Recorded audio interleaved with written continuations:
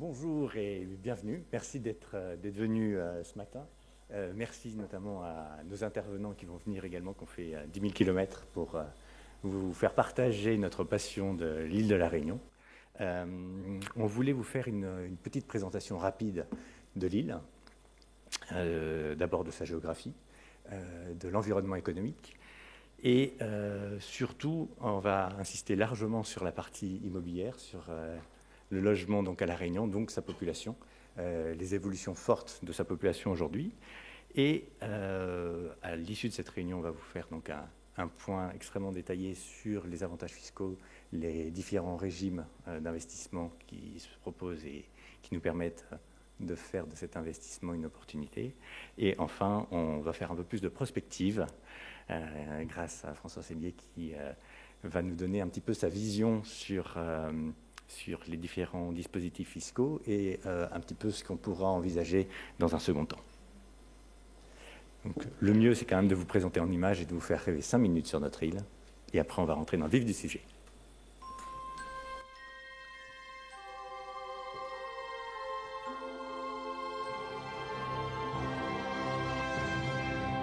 Située dans le sud-ouest de l'océan Indien, à environ 800 km à l'est de Madagascar, l'île de la Réunion fait partie de l'archipel des Mascareignes.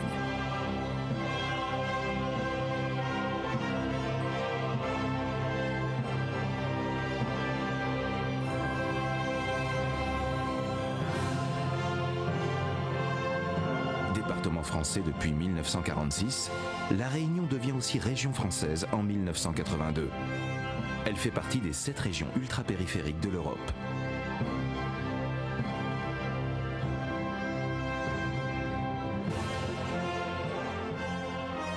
La population de l'île compte près de 800 000 habitants, ce qui en fait le département d'outre-mer le plus important. Il en est de même en ce qui concerne les infrastructures routières, portuaires et aéroportuaires. L'île détient aussi le meilleur niveau de santé de la zone océan Indien. Ses collèges, lycées et universités la classent parmi les premiers départements français. Mais la Réunion, c'est surtout une mosaïque de races, d'ethnies venues du monde entier. Une île sur laquelle les religions et cultes cohabitent harmonieusement. Avec un taux de natalité avoisinant les 19%, bien supérieur à celui de la métropole, la population est en croissance forte, ce qui laisse augurer d'un avenir radieux pour le secteur immobilier. C'est sur cette île qu'Armand Apavou a créé en 1965 le groupe Apavou Immobilier, avec 3 pôles d'activité, foncier, promotion, hôtellerie.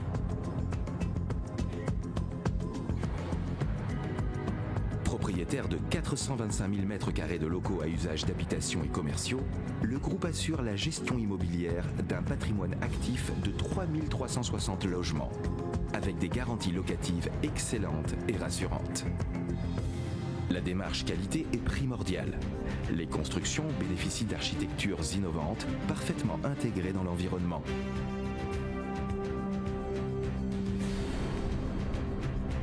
Les emplacements sont très souvent exceptionnels et un soin tout particulier est apporté à la végétalisation. La démarche environnementale est en effet primordiale. D'ailleurs, tous les logements neufs sont équipés de chauffe-eau solaire avec des constructions bioclimatiques aux normes HQE.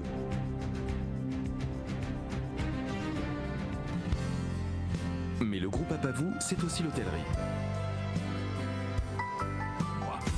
Avec Apavou, construisez votre avenir au meilleur prix. Donc voilà en image ce beau petit territoire donc, de l'océan Indien. C'est bon? Merci. Donc aujourd'hui, donc, la Réunion donc, est située donc, dans l'océan Indien. C'est donc le seul territoire, la seule représentation européenne dans cette zone. Et ce qui est très intéressant, c'est que du coup on regarde le monde, mais de l'autre côté. Et donc on est beaucoup plus tourné vers l'Afrique du Sud, on est tourné évidemment vers l'Inde, on est tourné vers l'Asie, et ce qui nous permet d'avoir une dynamique quand même assez intéressante, notamment sur le territoire réunionnais, mais également donc, grâce au Dragon qui est juste à côté, qui est l'île Maurice, de retrouver une dynamique qu'on va retrouver d'ailleurs sur le développement touristiques et d'autres activités. Donc ça, c'est un des éléments qui nous semble être extrêmement important, c'est de rappeler cette géographie et surtout les connexions directes que l'on va retrouver, notamment avec l'Afrique du Sud. L'Afrique du Sud, depuis le 1er janvier, les Sud-Africains n'ont plus besoin d'obtenir de visa pour venir sur le territoire. Et en termes de tourisme, ça a un impact direct, mais également en termes d'investissement, puisqu'on peut développer de nouvelles relations avec l'Afrique du Sud. La Réunion, c'est donc un département qui bénéficie donc d'investissements très importants ces dernières années. Ces investissements nous ont permis donc d'une part de reconfigurer complètement l'île, notamment avec des investissements routiers très importants. Ce qui a une incidence très forte sur la partie immobilière, puisque les pôles de vie ne sont plus forcément au même endroit. Et on a donc créé de nouveaux quartiers. On est en train de développer de nombreuses opérations grâce à cet élément structurant, donc, qui est essentiellement le nouveau réseau routier. Il y a beaucoup de réflexions sur des transports collectifs. Aujourd'hui, on est encore à l'état d'étude. En tout cas, le réseau routier, lui, a bien évolué. Le deuxième gros avantage également de ces nombreux investissements ont permis donc à La Réunion de devenir un pôle universitaire important, ce qui donne une attractivité dans la zone, et également un gros pôle important sur le plan sanitaire. Et on a beaucoup de chance puisque les différents hôpitaux et cliniques du territoire attirent énormément de monde. Ce qu'on connaît moins, c'est la structure économique. La Réunion fait souvent peur comme les DOM. On a des problématiques très différentes de celles des autres territoires. D'abord, c'est une population bien plus importante. On va voir qu'on va bientôt atteindre le 1 million d'habitants, ce qui veut donc dire que c'est un département important. C'est un département qui est en pleine restructuration. On le voit très bien sur cette courbe. On a eu, et la courbe qui vous intéressait, d'une part la courbe de la construction, qui était donc toute la bulle immobilière de 2007. Donc il y a une incidence et des répercussions évidemment sur la mise en chantier qui est arrivée, et donc la fin de la bulle à 2009. Et surtout, moi ce qui m'intéresse, c'est l'augmentation constante des emplois sur les services. Et donc ça, c'est une donnée importante, c'est-à-dire que les services sont en large développement, ce qui veut donc dire que pour un promoteur immobilier, c'est intéressant pour l'immobilier d'entreprise, également pour le logement, et donc une configuration un petit peu différente de nos salariés. La population active, c'est à peu près 340 000 personnes aujourd'hui à La Réunion, dont 235 000 salariés.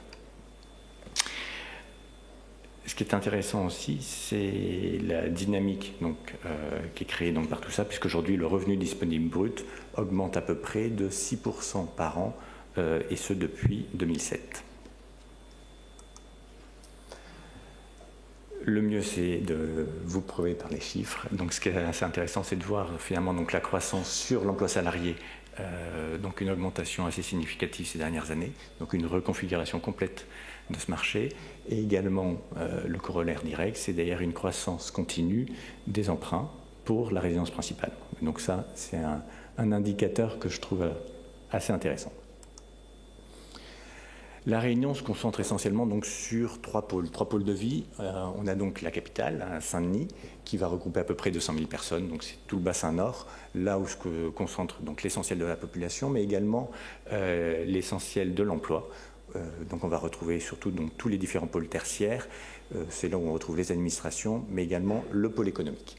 Ce pôle économique est en train d'évoluer légèrement et est en train de se développer donc sur la partie ouest de l'île, donc toute la zone de Saint-Paul, où on va retrouver encore un bassin qui représente à peu près 200 000 habitants.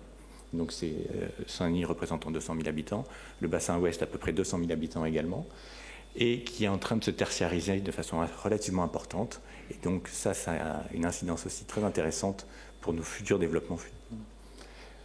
En liminaire, je vous parlais des infrastructures.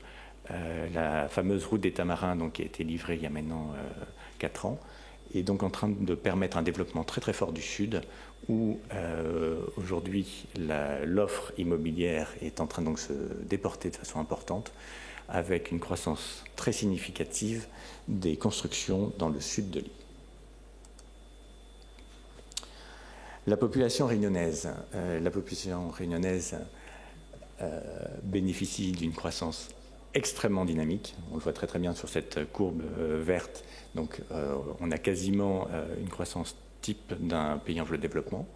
avec une population très très jeune et un taux de croissance qui va représenter à peu près 10 000 personnes par an en plus sur le marché.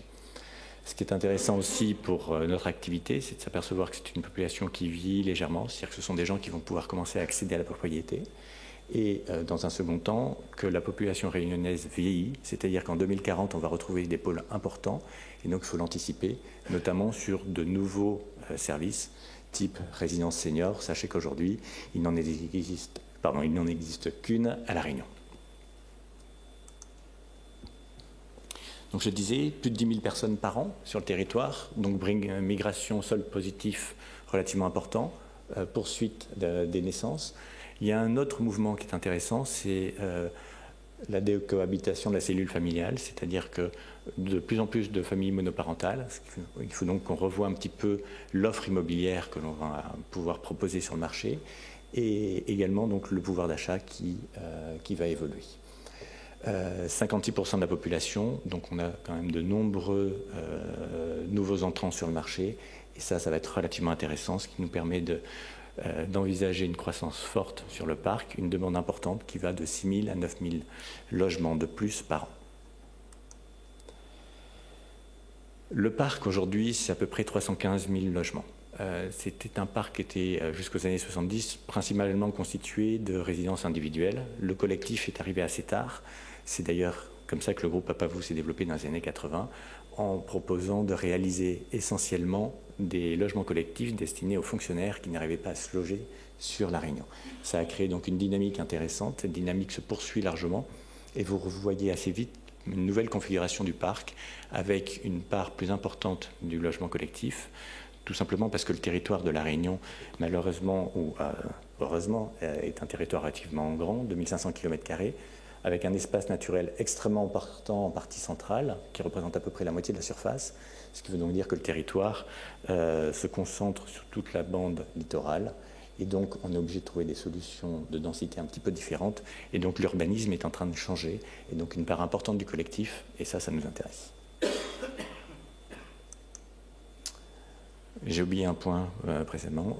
On pense souvent que le parc de La Réunion est un parc social. Sachez que la quote-part du social ne représente que 17% du parc, ce qui est relativement faible. Aujourd'hui, donc ces dernières années, on a eu un boom fin 2009, ralentissement immobilier relativement important. Donc il y a eu une baisse des valeurs, on va en parler, mais surtout une mise en chantier, un arrêt quasiment complet des mises en chantier. Ce qui veut donc dire qu'aujourd'hui, il y a un déficit d'offres. On va voir que du coup, le marché locatif notamment est un marché assez tendu, c'est-à-dire qu'il y a assez peu d'offres, ce qui est plutôt intéressant en termes d'investissement, ce qui permet d'avoir des délais pour trouver des locataires extrêmement courts.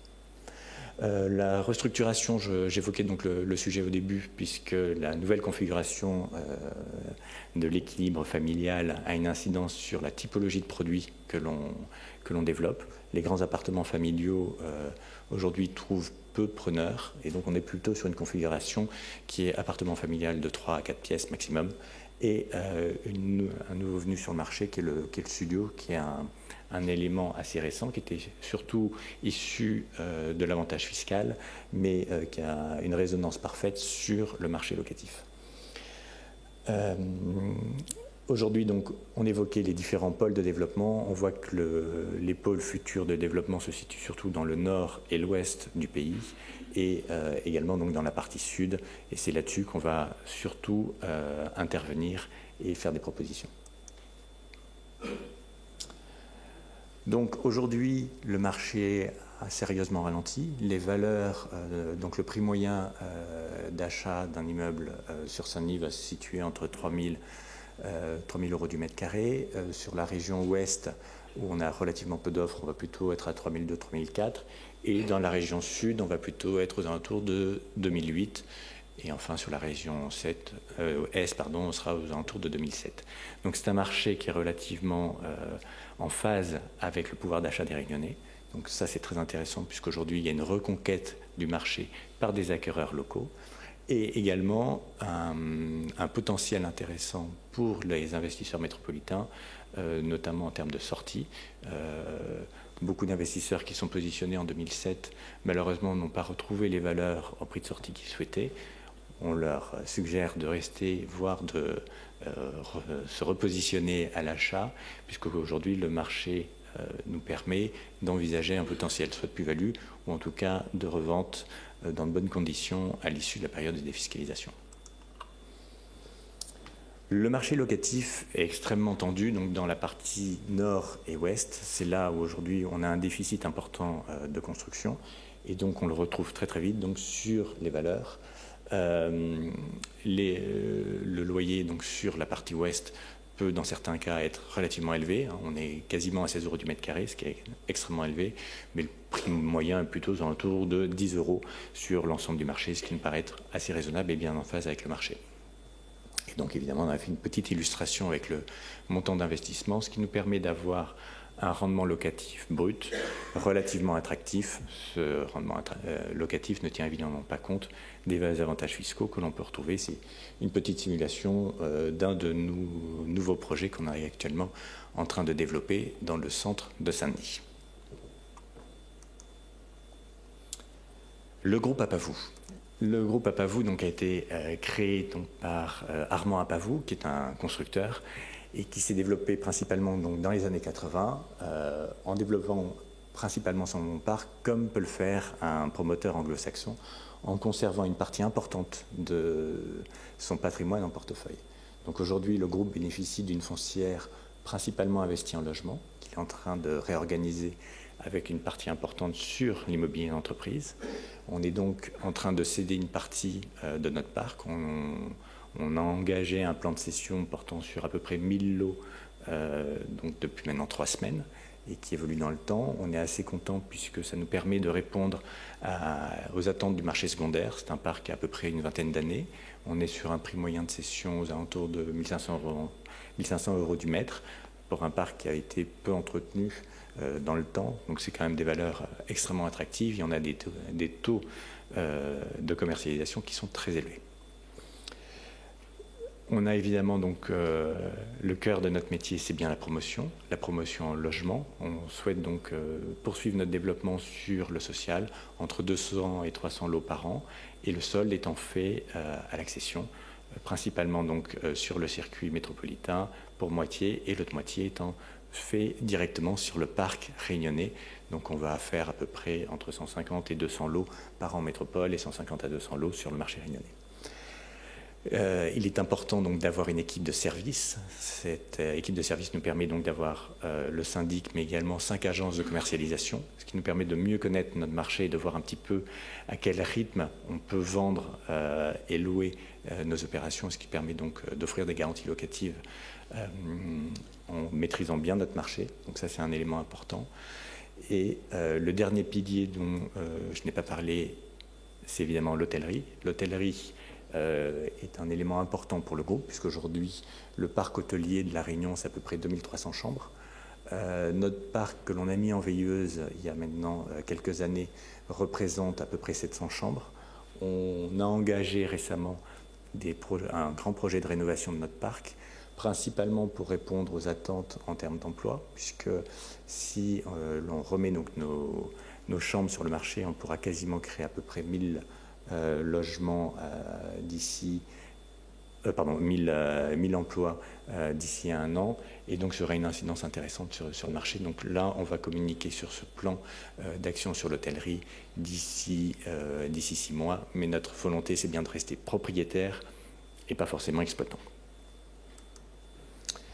Aujourd'hui, donc, le groupe, vous le voyez donc sur le marché, donc l'essentiel de notre activité, c'est bien donc l'activité de foncière et l'activité de promotion. C'est cette activité de promotion que l'on souhaite développer très sérieusement ces dernières années, et c'est pour ça que je laisse la parole à Olivier qui va vous présenter les différents dispositifs qui vont nous permettre de poursuivre cette croissance et ce développement. Merci.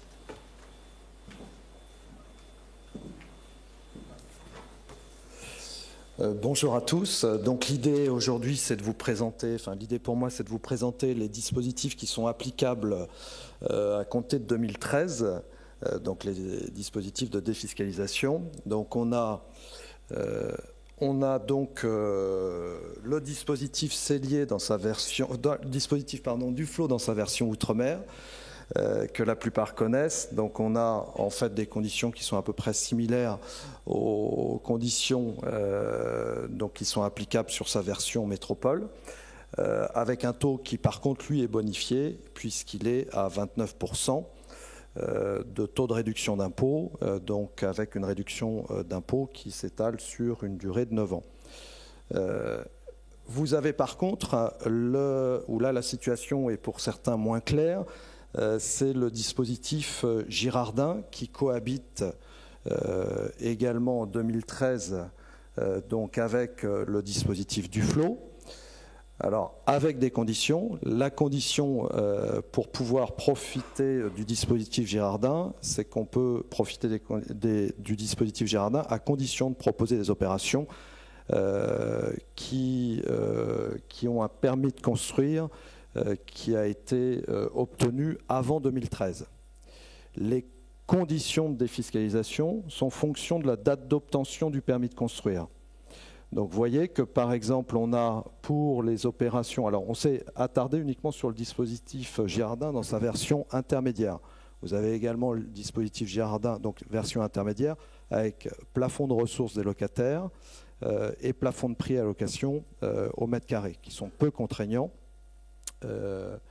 et donc avec des taux qui sont pour un PC obtenu en 2012, donc vous avez un taux qui est de 26%.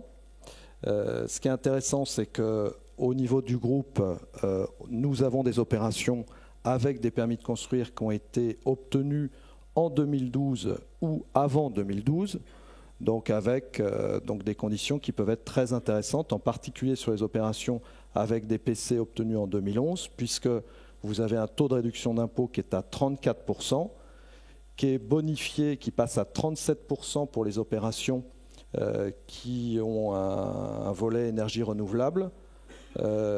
Zone urbaine sensible, on passe à 41% et on peut passer jusqu'à 45% pour les opérations qui profitent, qui cumulent le volet ZUS et énergie renouvelable. Également quelques PC jusqu'à 2010 qui profitaient donc d'un taux de réduction d'impôt qui était également supérieur, puisqu'on va avoir des taux qui oscillent entre 38% et 48%. Les conditions exigées au niveau du dispositif Girardin, on a une location qui doit intervenir dans les 6 mois suivant la date d'achèvement des travaux ou l'achat si postérieur. On a également une location qui doit intervenir à compter des permis de construire 2011 dans les 36 mois maximum suivant la date d'obtention du permis de construire. Donc ça vaut uniquement pour les opérations permis de construire 2011 et pas pour les opérations donc jusqu'à 2010.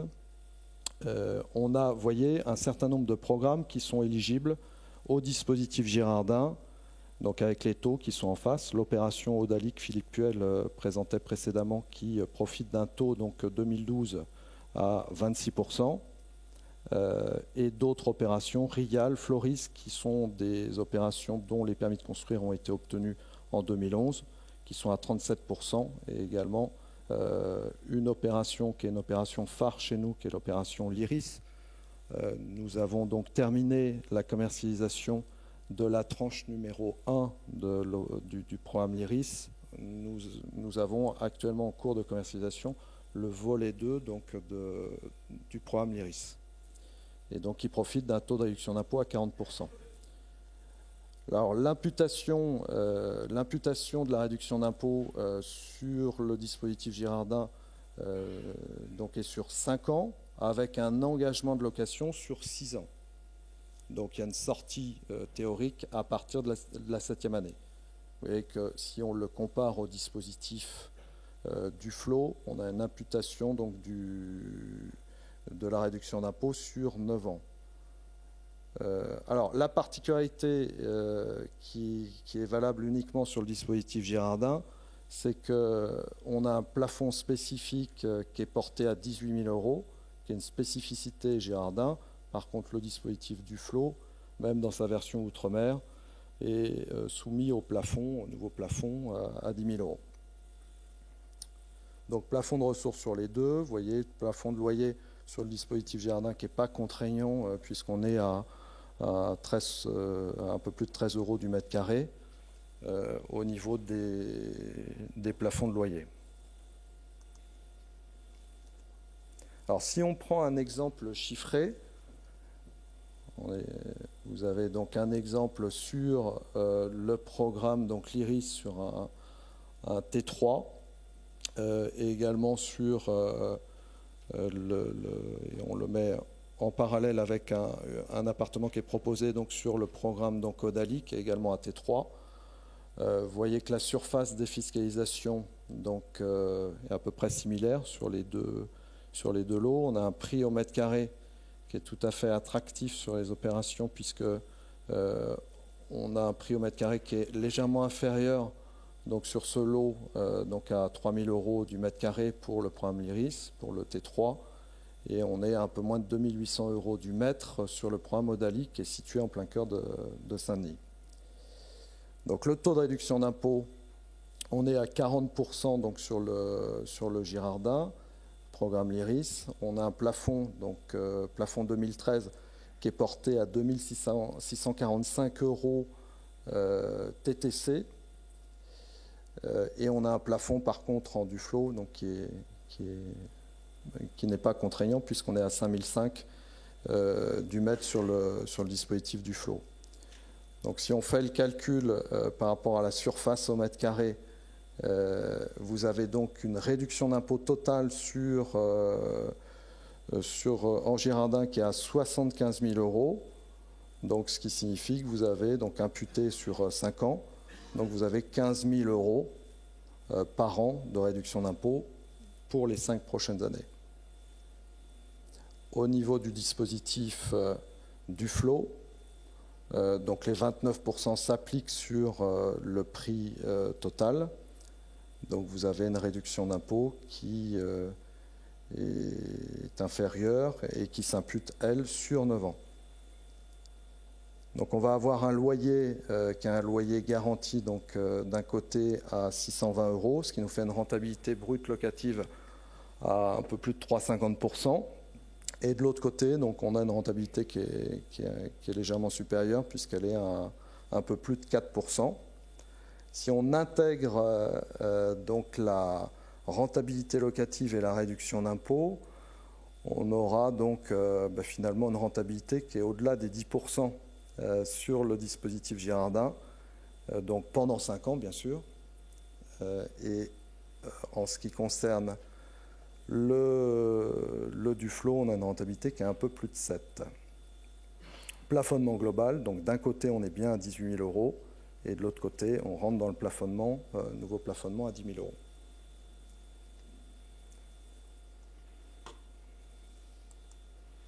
Voilà. Alors je vais laisser la parole à Stéphane Derck-Krikorian qui va vous présenter plus en détail donc le dispositif Girardin IS.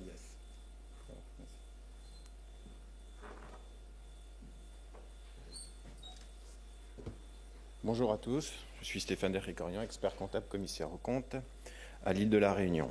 Je vais vous présenter le dispositif Girardin à l'IS et particulièrement les modalités et le principe de l'application de cette loi.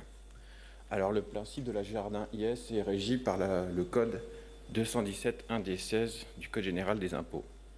Le principe est que les sociétés peuvent déduire de leurs résultats les investissements immobiliers qu'elles font dans les territoires outre-mer. Quelles sont les hypothèses de travail? Donc, elles peuvent acheter soit directement les biens, soit par voie de souscription au capital de société.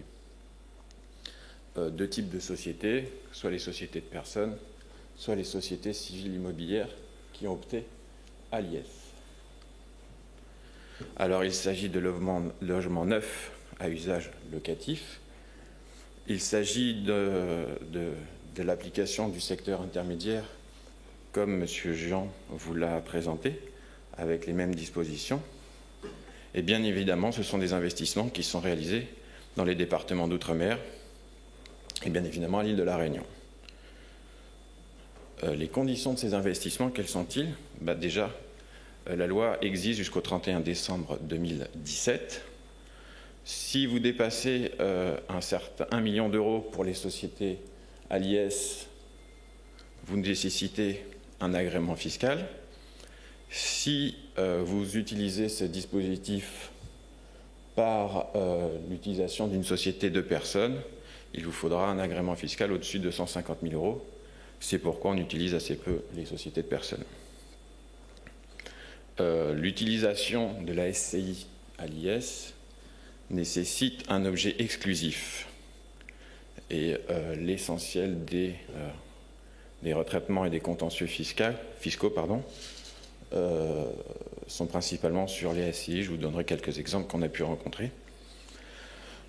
Donc, la société bénéficiaire de la souscription du capital doit procéder à la réalisation de l'investissement dans les 12 mois de la souscription.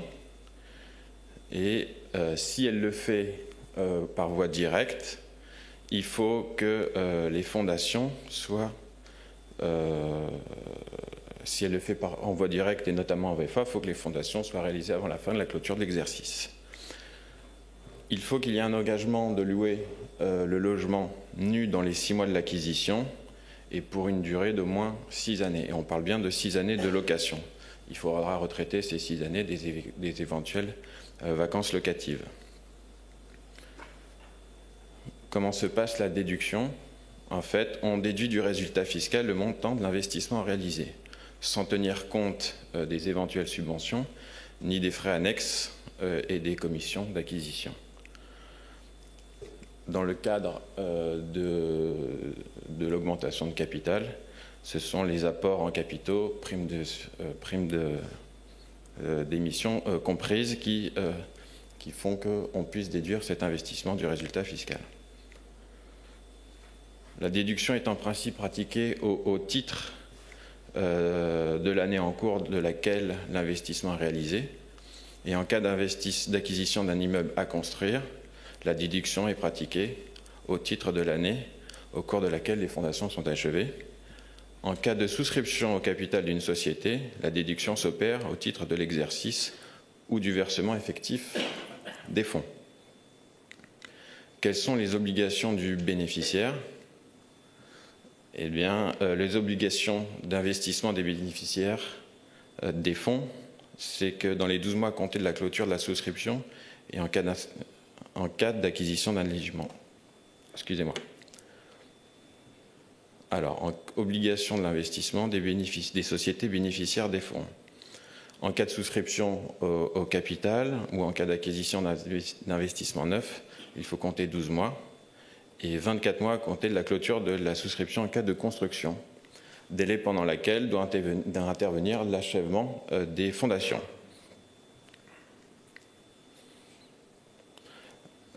Il faut bien insister sur le fait que les bénéficiaires doivent respecter les obligations fiscales, juridiques et sociales afin de ne pas avoir de contentieux. Par exemple, dans le cadre d'une société, d'une SCI à l'IS, bon nombre de contentieux fiscaux ont eu lieu puisque les sociétés n'avaient pas fait l'option express à l'IS, et ce qui est une obligation pour les sociétés civiles. Autre chose, les SCI qui ne déposent pas leurs comptes ne respectent pas les obligations juridiques, et à ce titre, la défiscalisation est remise en cause.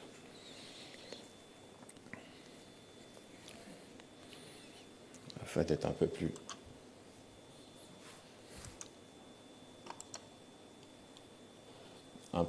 parlant, je vous propose un exemple de 2 sociétés qui réalisent des bénéfices. Donc, on compare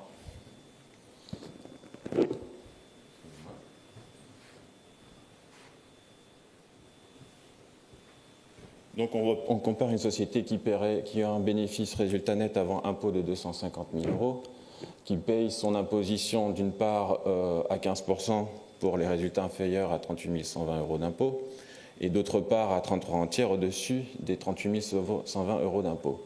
Donc la première année, elle paierait 76 000. La deuxième année, pareil. Et la société B, elle réalise un investissement immobilier à La Réunion de 250 000 euros. Ah, super. Donc là, c'est plus pratique, effectivement. Donc la société B fait un investissement immobilier de 350 000 euros lorsqu'elle a fait un résultat fiscal de 250 000 euros, ce qui nous donne un déficit reportable indéfiniment dans la durée de 200 000 euros. La première année, elle ne paye aucun impôt.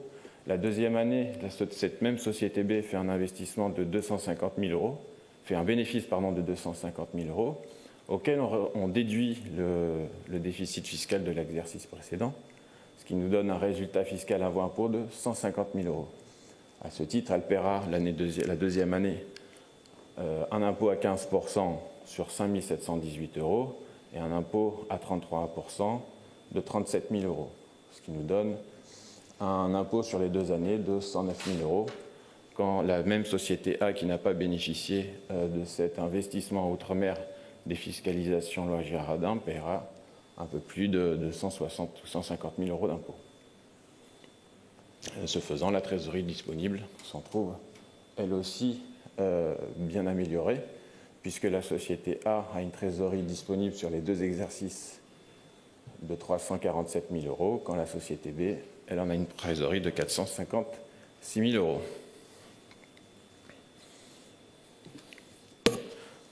Donc, quels sont les avantages de ce dispositif? Outre le gain de trésorerie manifeste de fait de l'économie d'impôt, on a la possibilité de déduire sans limitation de durée, de bénéficier des déficits fiscaux sans limitation de durée. Ce dispositif, le Girardin IS, permet de gommer toute ou partie de l'impôt sur les sociétés. Le dispositif est applicable immédiatement, puisqu'il suffit de faire les investissements avant la clôture de l'exercice. Ça permet éventuellement au chef d'entreprise de maximiser ses distributions de dividendes, puisqu'il en récupère la partie non payée à l'impôt sur les sociétés. S'il ne le souhaite pas, ça augmente ses fonds propres de façon significative. En extrapolant sur les autres, sur les années successives, il a la possibilité de se créer un patrimoine qu'il pourra récupérer moyennant les cessions adéquates. Le dernier point, j'ai oublié de vous préciser, c'est qu'il n'y a pas de plafond de prix au mètre carré sur tout ce qui concerne la Girardin IS comparativement à la Girardin IR.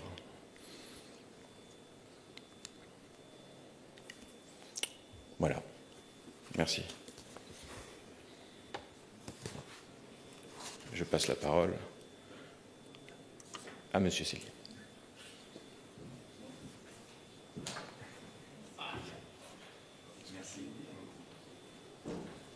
Bien. Écoutez, d'abord, je remercie le groupe APAVOU de cette invitation. Je voudrais m'expliquer tout de suite sur le sens de mon intervention et également ce que vous pouvez en attendre. Alors, le sens de mon intervention, il relève d'un principe qui est celui que, quand j'ai été élu député en 2002, il m'a été dit par le président du groupe et par, en plus, l'instigateur de tout cela à ce moment-là, qui était le responsable du parti politique auquel j'appartenais, qu'un parlementaire ne devait pas se contenter de voter des lois ou de faire voter des lois, mais il devait assurer le service après loi, le SAL, comme un commerçant assure le service après-vente, et que dans ce service-là, il y avait lieu effectivement de communiquer de manière à expliquer les termes de la loi ou du dispositif qu'on avait pu faire voter, et puis également d'en recueillir, parce que c'est du donnant-donnant, par les observations qui peuvent être faites, le profit de manière à modifier et puis essayer de faire des textes qui soient conformes aux besoins et qui donnent satisfaction, disons, aux citoyens, quel que soit le secteur dans lequel on puisse intervenir. Voilà donc l'esprit de mon intervention. Alors ensuite, je voudrais tout de suite, ceux qui pensent que je suis un grand spécialiste de l'immobilier, tout de suite leur dire qu'il n'en est rien. Je ne suis pas du tout un spécialiste de l'immobilier. Je ne suis pas encore moins un spécialiste de l'investissement immobilier dans les dom-toms, à La Réunion au cas particulier. C'est la raison pour laquelle je suis intervenu comme je vous l'explique, que j'interviens comme je vous l'ai expliqué. J'ai simplement été amené à m'intéresser aux questions immobilières par mon vécu antérieur de maire pendant 18 ans d'une commune de la région parisienne de 20 000 habitants, de conseiller général bientôt depuis 30 ans, ce qui ne nous rajeunit pas, comme dirait l'autre. Il faut dire tout de suite que j'ai une particularité, c'est que j'ai l'âge du nouveau pape et que j'ai son prénom. C'est quand même déjà quelque chose d'intéressant. Tout cela dit dans les termes du dispositif de laïcité qui est celui bien connu. Simplement un petit aparté de ma part, parce que ça m'amusait un peu que je sois né la même année que le pape et qu'il ait décidé de porter le même nom qui est celui de mon prénom. Mais ça n'a rien à voir avec la question. Donc cet élu local que j'étais est devenu député tardivement en 2002, parce que si vous connaissez l'année de naissance du pape, et comme j'ai dit que c'était la même, vous pouvez déterminer le mien, mon âge. J'entends déjà certains qui disent « Ah ben, il n'a pas tout à fait l'air de l'âge qu'il a réellement. » C'est tant mieux si c'est le cas. Mais malheureusement, l'âge, c'est ce qu'on a sur sa carte d'identité, et c'est immuable, quel que soit l'état physique apparent qu'on puisse donner. Comme pour les constructions, un immeuble peut apparaître en très bon état, mais l'intérieur n'est pas nécessairement doté des moyens de confort les plus importants. Donc, j'arrête de plaisanter et je rentre dans le vif du sujet. Donc, élu local devenu député un peu, pas par hasard, mais simplement parce que c'était pour l'élu local que j'étais la suite normale de ce que j'avais fait jusqu'à maintenant. Je me suis intéressé aux questions de logement parce que, vous savez, qu'en région parisienne, il y a un déficit considérable de logements qui tiennent une partie, notamment un département comme le mien, qui est le Val d'Oise, qui est un département jeune. Il est moins jeune que le département de la Réunion. La part de jeunes est moins forte, mais elle est quand même très élevée. Et c'est le département le plus jeune de l'ensemble des départements métropolitains. Et donc, il y a des besoins de logement considérables et il y a une pénurie de logements. Donc, arrivant à l'Assemblée nationale, comme il fallait que je trouve une spécialisation, et qu'en plus, curieusement d'ailleurs, il y a peu de mes collègues députés qui s'intéressent aux questions de logement, à droite comme à gauche. Et ce qui fait que, voilà, j'ai eu un créneau qui s'est ouvert à moi. Je suis devenu, par la décision du président de la commission des finances de l'époque, qui était Pierre Ménieri, en plus intéressé lui-même aux questions de logement, m'a confié celui de rapporteur spécial de la commission des finances pour les questions de logement, c'est-à-dire le rapporteur spécial, c'est celui qui, chaque année, dans le cadre du budget de l'année, présente la partie concernant le logement du budget de la nation. Voilà comment je me suis lancé dans cette opération. Et j'ai été amené à constater, et les démonstrations qui ont été faites ici le montrent, que j'ai fait un certain nombre de constats. Premier constat que, en métropole tout au moins, puisque les dispositifs d'incitation ont toujours été plus faibles qu'ils ne sont dans les départements d'outre-mer, la rentabilité d'un investisseur dans le logement n'était loin d'être assurée, et en tout cas par comparaison avec d'autres investissements, il n'y avait pas photo. C'est-à-dire qu'on trouvait pour celui qui voulait investir d'autres possibilités d'investissement à des conditions de rentabilité bien supérieures à celles qu'on pouvait trouver de logement. L'avantage du logement, c'est sa durabilité, le fait que dans l'esprit des Français, le logement, c'est une valeur sûre, sur laquelle on ne peut pas perdre et sur laquelle on peut espérer faire des plus-values à terme. Et que, en plus, c'est un élément de sécurisation pour la retraite, si on est propriétaire de son logement. Et si on est propriétaire d'un autre logement, c'est un complément de retraite assurée. Mais il s'est trouvé que la rentabilité générale du logement a été diminuée de plus en plus. Les misères, il faut bien appeler les choses, les misères que l'on fait depuis longtemps et qu'on continue à faire malheureusement aux propriétaires, considérant qu'un bailleur, c'est presque quelqu'un qui pratique une activité, sinon immorale, tout au moins pas reconnue comme une activité d'utilité publique. Tout cela faisait que, de petit à petit, l'appétence pour l'investissement immobilier sur le territoire métropolitain diminuait d'une façon forte. Aussi par l'affadissement et la complication des systèmes, y compris de soutien à l'immobilier par une aide fiscale, qui, il faut le dire, était assez compliquée.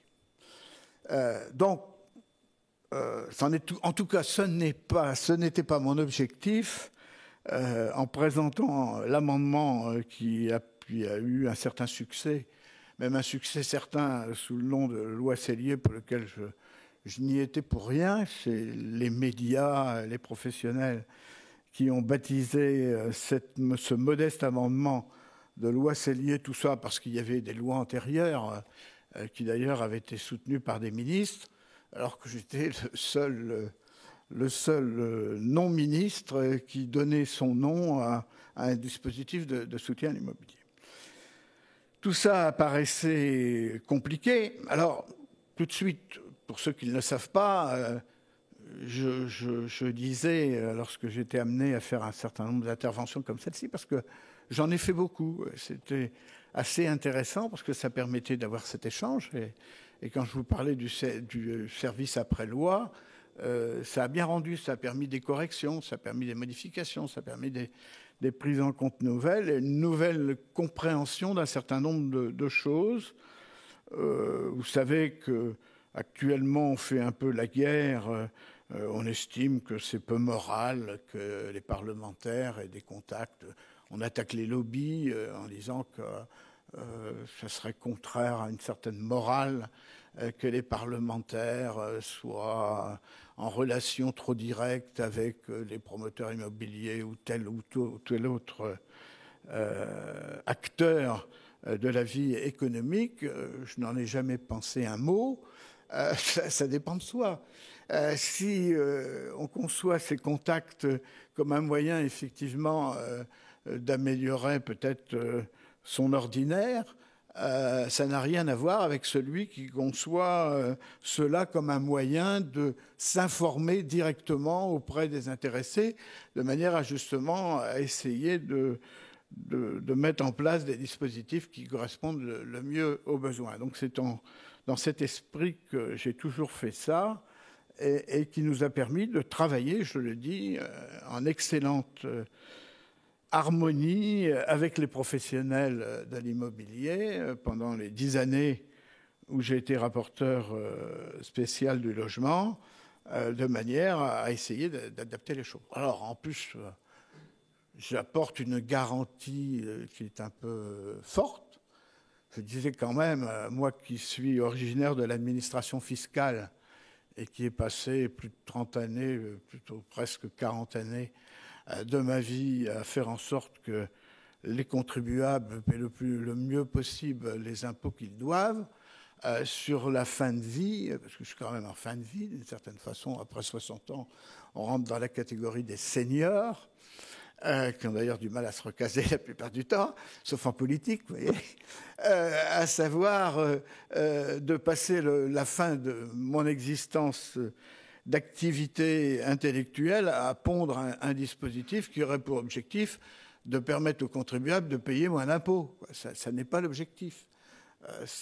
C'est un objectif qui est louable quand on est assailli d'impôts parce qu'il n'est pas normal d'utiliser les dispositifs légaux qui permettent d'alléger ses impôts, ne serait-ce que pour garantir sa retraite, d'aider sa famille et d'investir dans l'économie une partie de ses moyens. De toute façon, la consommation de chacun, elle est toujours limitée d'une certaine manière.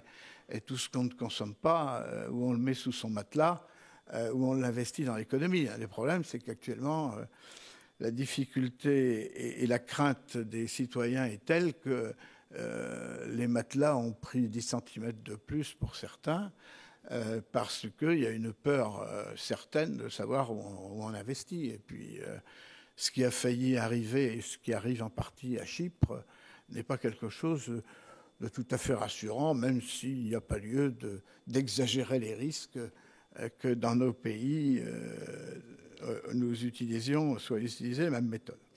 Donc, voilà donc ce qui avait été décidé. Arrivé à la Commission des finances, nous n'étions pas sur un terrain vierge, puisque depuis des années, il y avait eu des dispositifs d'aide à l'investissement locatif. Ça commençait avec Meignery, modifier qui laisse. Vous voyez, vous connaissez mieux que moi tout ce qui a pu y avoir comme dispositif. Et à un moment donné, le président, et là on était déjà dans le deuxième mandat, mon deuxième mandat, puisque j'ai commencé en 2002 et en 2007 est intervenu un deuxième mandat avec un changement de président de commission de finances, puisque c'est Didier Migaud que nous avons élu à l'initiative du président de la République, Nicolas Sarkozy, comme président de la commission des finances. C'était une volonté d'ouverture. Et Didier Migaud m'a demandé d'examiner les conditions de fonctionnement du dispositif qui était en place à ce moment-là, un peu corrigé par le Borloo, qui était le Robien, Borloo, etc., puisque le bruit courait partout. Il y avait eu des émissions de télévision dans lesquelles il y avait les sinistrés du Robien. Je crois que c'était Jean-Pierre Pernaut qui avait fait un grand machin là-dessus. On voyait des pauvres investisseurs qui avaient été grugés par d'affreux promoteurs qui leur avaient vendu peut-être même, alors il y avait peut-être même eu des infractions, des délits de faiblesse, peut-être, parce que on avait l'impression que l'investisseur avait été plus ou moins contraint d'investir dans des logements de mauvaise qualité, mal situés, dans lesquels il n'y avait pas de locataires. C'était quand même la responsabilité de l'investisseur de veiller à ce qu'il achète un logement, un appartement ou une maison pour la louer, dans un secteur dans lequel il y avait un marché locatif.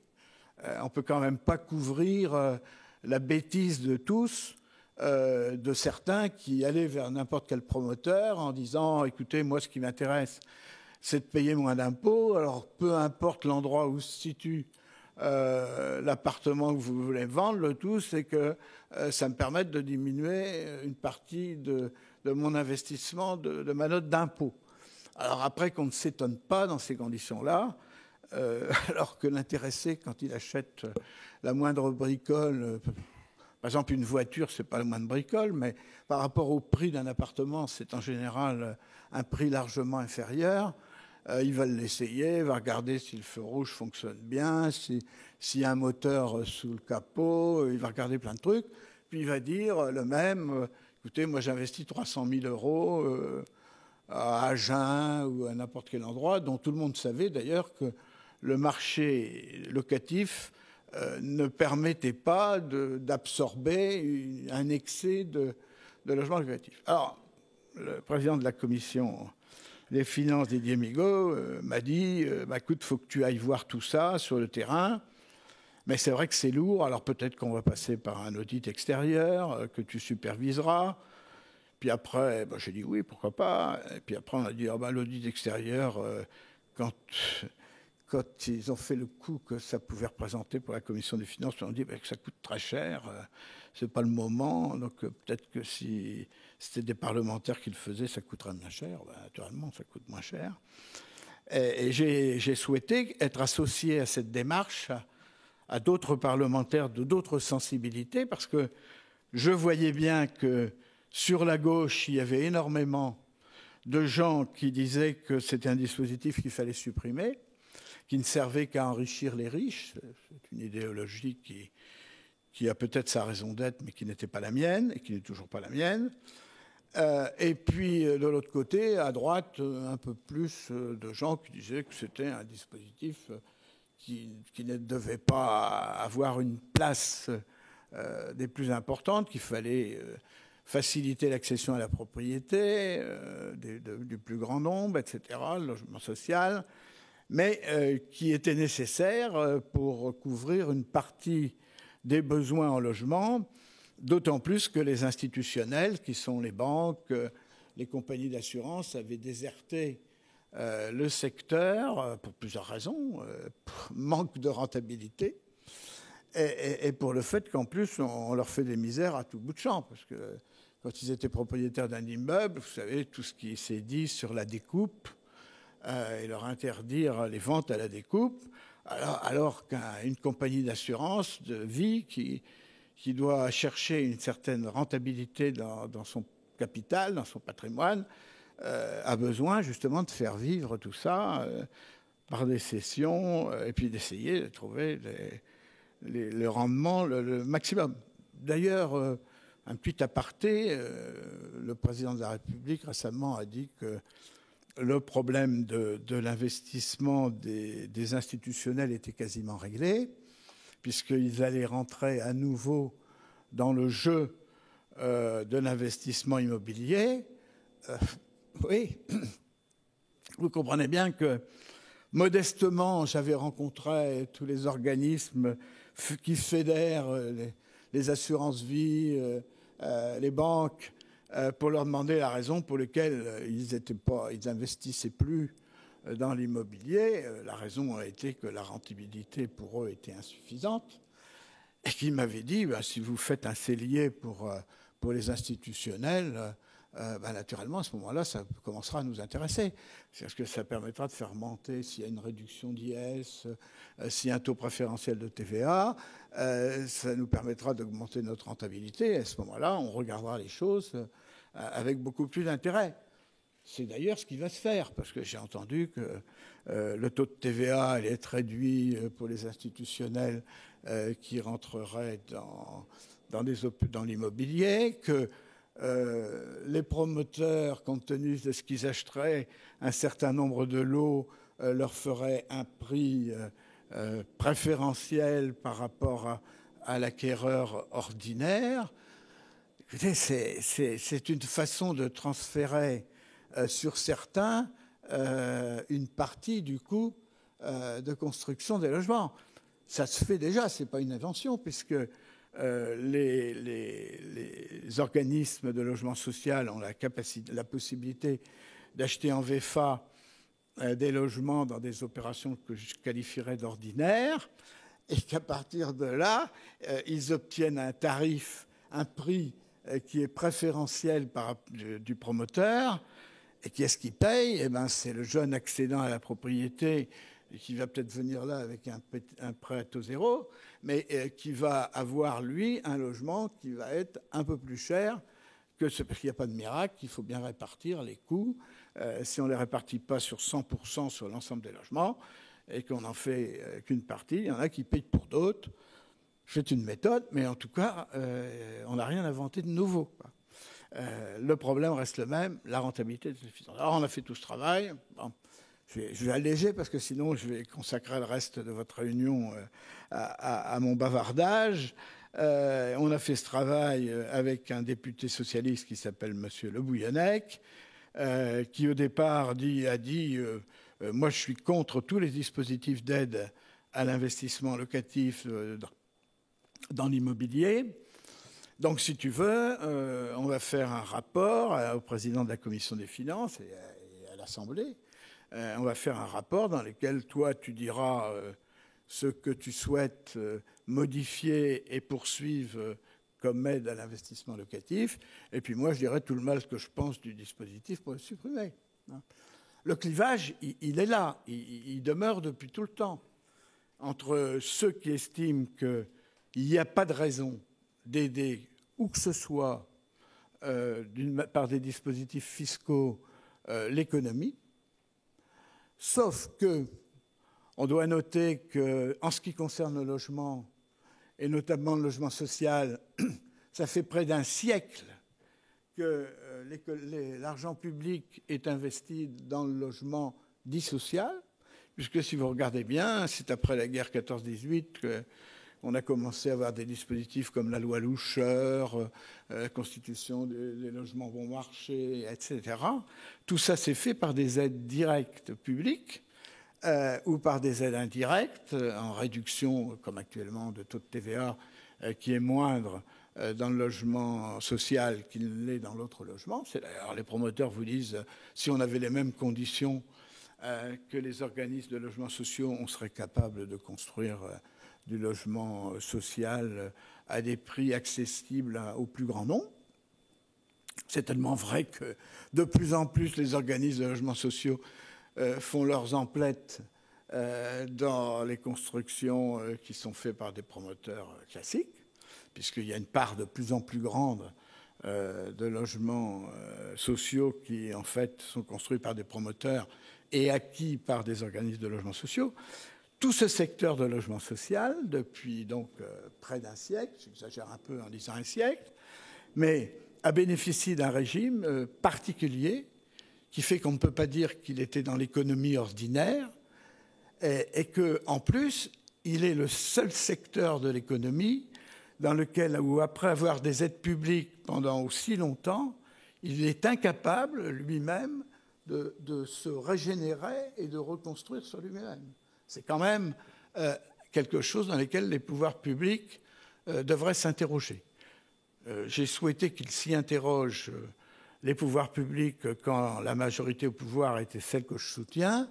Je doute qu'avec la majorité que je ne soutiens pas actuellement, il y ait cette volonté d'aller regarder de plus près comment ça fonctionne au niveau du logement social, s'il n'y a pas des ruptures concurrentielles qui sont peu admissibles dans ce secteur, d'autant plus que quand les pouvoirs publics que nous sommes veulent essayer d'aller chercher dans les organismes publics ou sous forme de sociétés anonymes dédiées au logement social, d'aller regarder quelle est leur cagnotte, ce que Mme Boutin avait appelé les dodus dormants.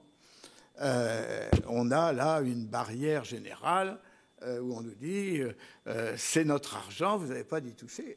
Nenni, votre argent, c'est de l'argent public. C'est le fait que les taxes foncières ne sont pas les mêmes sur le logement social, c'est le fait que l'impôt, la TVA est à un taux différent.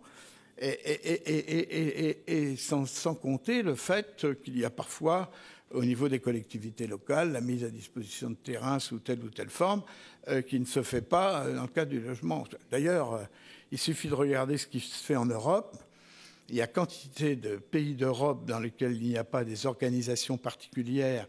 Le logement est beaucoup plus unifié et pour lesquels il y a beaucoup moins de problèmes que nous, avec nos systèmes très différenciés. Alors, si j'ai ajouté tout ça, la guerre civile que ça entretient entre les maires qui ne veulent pas de logements sociaux et ceux qui en veulent, l'article 55 de la loi SRU, voilà, donc des vraies difficultés. Donc, on a regardé tout ça, on est parti d'un principe, c'est qu'il fallait simplifier. Et tout à l'heure, quand je vous écoutais, je me disais qu'avec Girardin à côté, le dispositif particulier du Cellier Outre-mer, aujourd'hui du Duflo Outre-mer, tous les autres organismes, on ne simplifiait pas. Et d'ailleurs, ce qui a fait le succès, disons, on l'appelle comme ça, alors je suis obligé de l'appeler comme ça m'énerve un peu, du Cellier, au départ, bon, il y a eu la crise.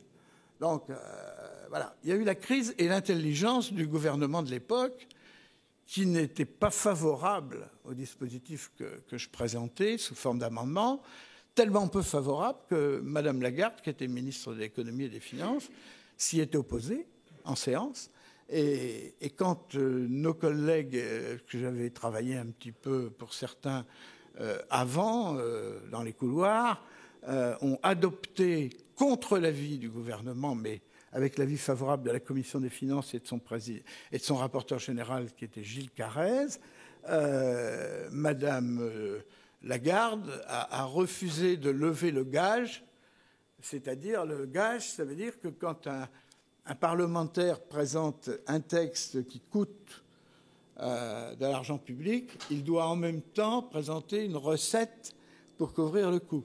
Et que, naturellement, c'est difficile pour le parlementaire dans le cadre d'un amendement.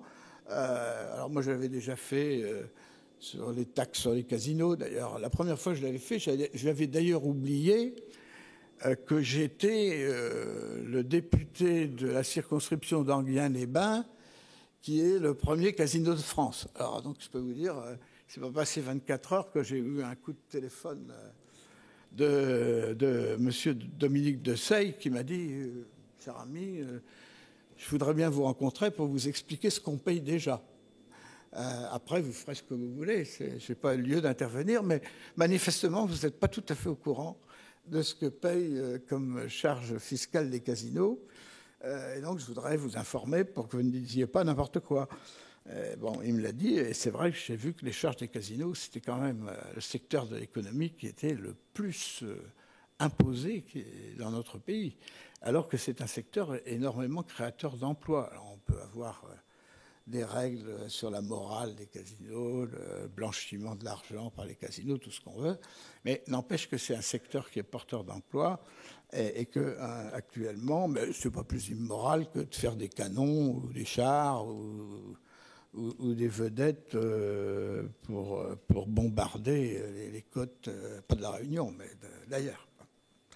Voilà, donc on a présenté avec Monsieur Le Bouillonnec un petit livre vert avec un certain nombre de propositions dans lesquelles il y avait la volonté de réduire à son maximum les formalités du dispositif antérieur, le rendre plus simple, plus juste, parce que c'est vrai que les réductions d'impôts, c'est bien plus juste qu'un système d'amortissement, parce que vous savez bien que quand un amortissement, ça veut dire on diminue la base imposable du montant d'un investissement, et on multiplie par le taux d'impôt le plus élevé que l'on paye, et donc la rentabilité, elle est là, quoi. Quelqu'un, si on était à l'impôt 75% qui a fait pchit, comme dirait l'autre, vous vous rendez compte, quelqu'un qui paie 75%, si on lui diminue sa base imposable de 300 000 euros, vous faites le calcul, 300 000 euros par 75%, ça fait un avantage bien plus conséquent que le malheureux qui paye 10% de sa base imposable, lui, il aura que 30 000, alors que l'autre, il aura, je ne fais pas le calcul, mais, parce que c'est trop compliqué pour moi, mais ça doit faire 200 000 et quelque chose euros. Donc c'est plus juste, c'est plus simple, c'était plus clair et tout. Et vous avez vu que le gouvernement s'y opposait.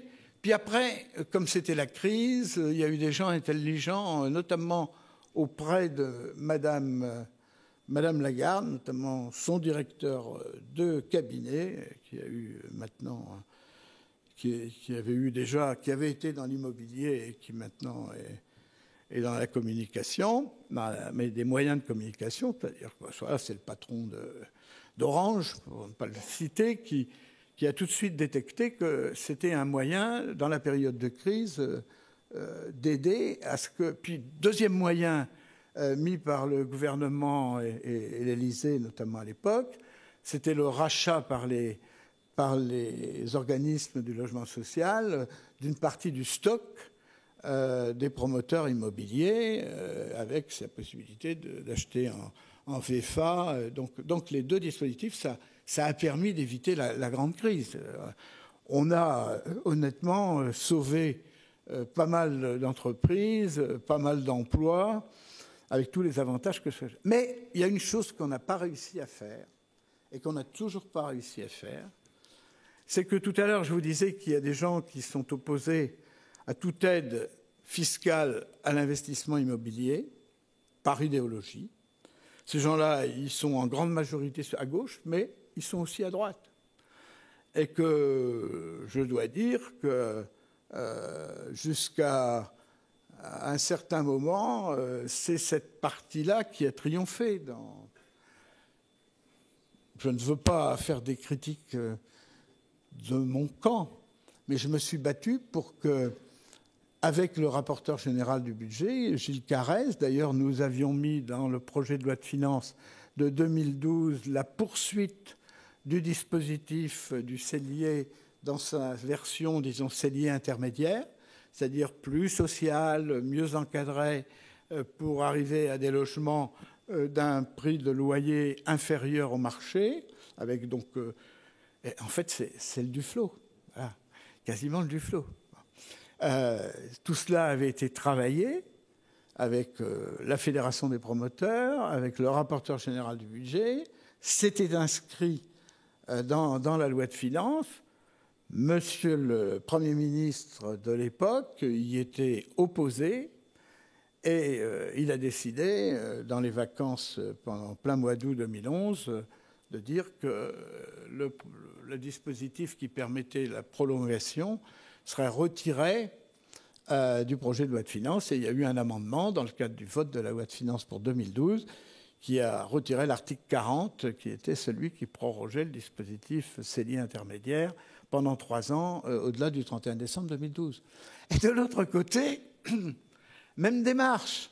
C'est-à-dire que, alors que M. Le Bouillonnec avait été convaincu de l'intérêt du dispositif, dans son camp, ça n'était pas la même chose. Il y a eu un grand round sur l'immobilier, je crois que c'était la Fondation Abbé Pierre qui avait organisé ça, qui s'est tenu au théâtre du Rond-Point. Et c'était quelques mois avant l'élection présidentielle, dans lesquels les représentants des partis politiques étaient amenés à s'exprimer sur leur politique du logement. Tout le monde est intervenu là-dedans.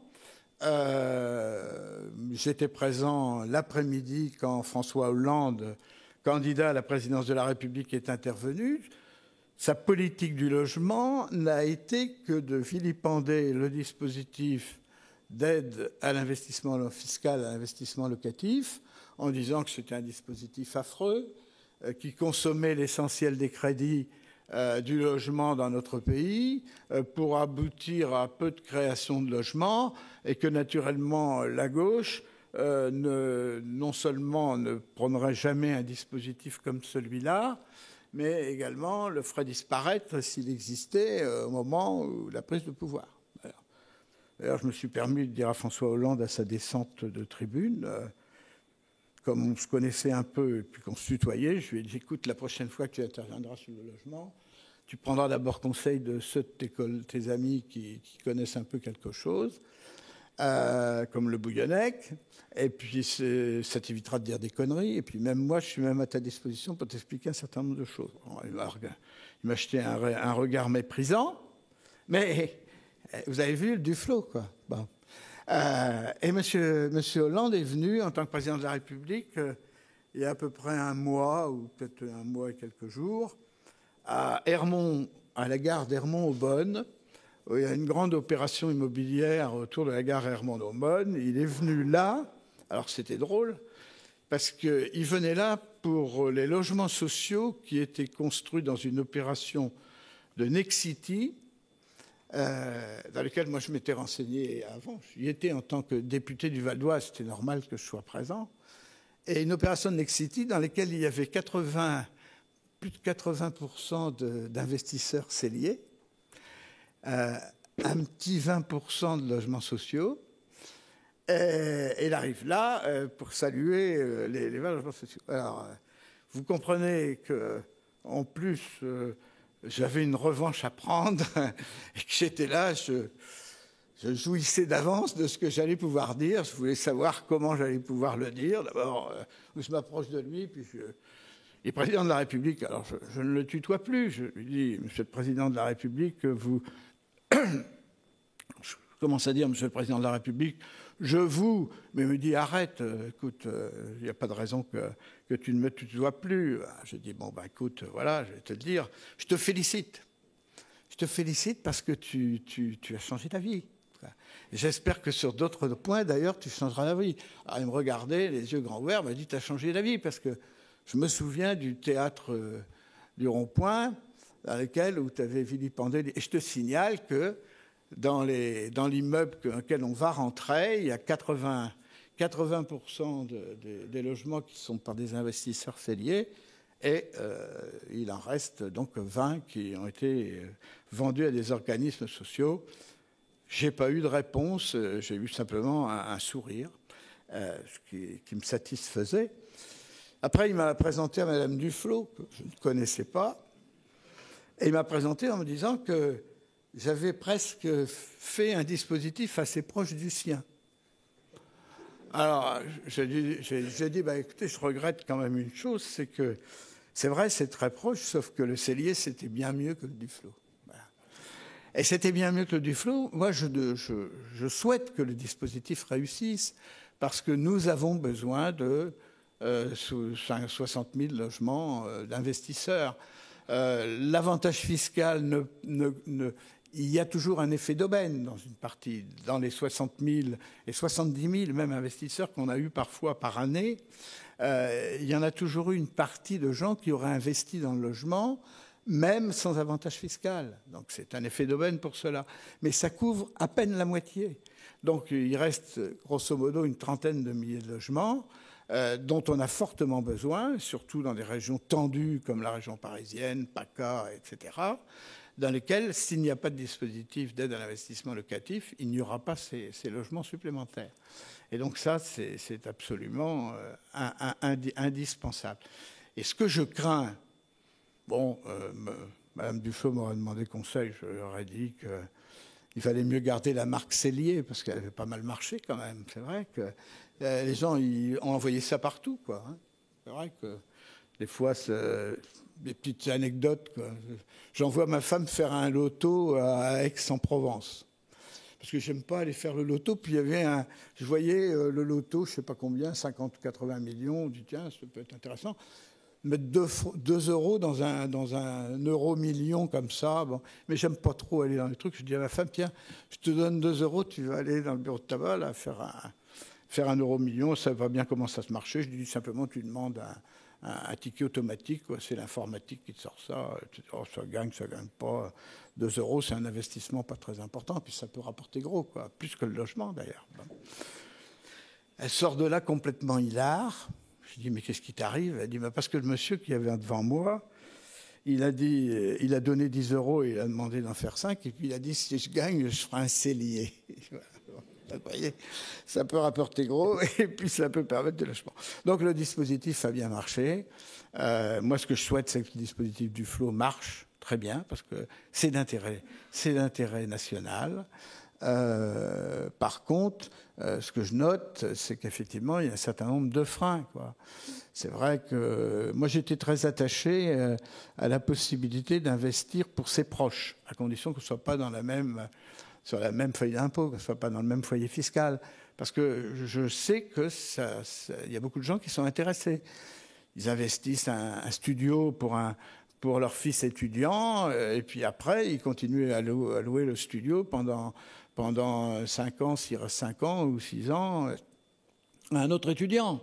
C'est quand même le but recherché, quoi. Le plafonnement à 10 000 euros. Au début, ils voulaient faire d'ailleurs jouer le plafonnement aussi sur les investissements antérieurs. Alors, on leur a dit quand même à quelques-uns que c'était de la rétroactivité absolue et que ça irait pas loin, quoi. Le Conseil constitutionnel ne pourrait pas admettre ça. Bon. Il y a ça, il y a un certain nombre de choses qui fait le non-report de la réduction d'impôts qu'on ne peut pas imputer dans l'année. Ça peut arriver.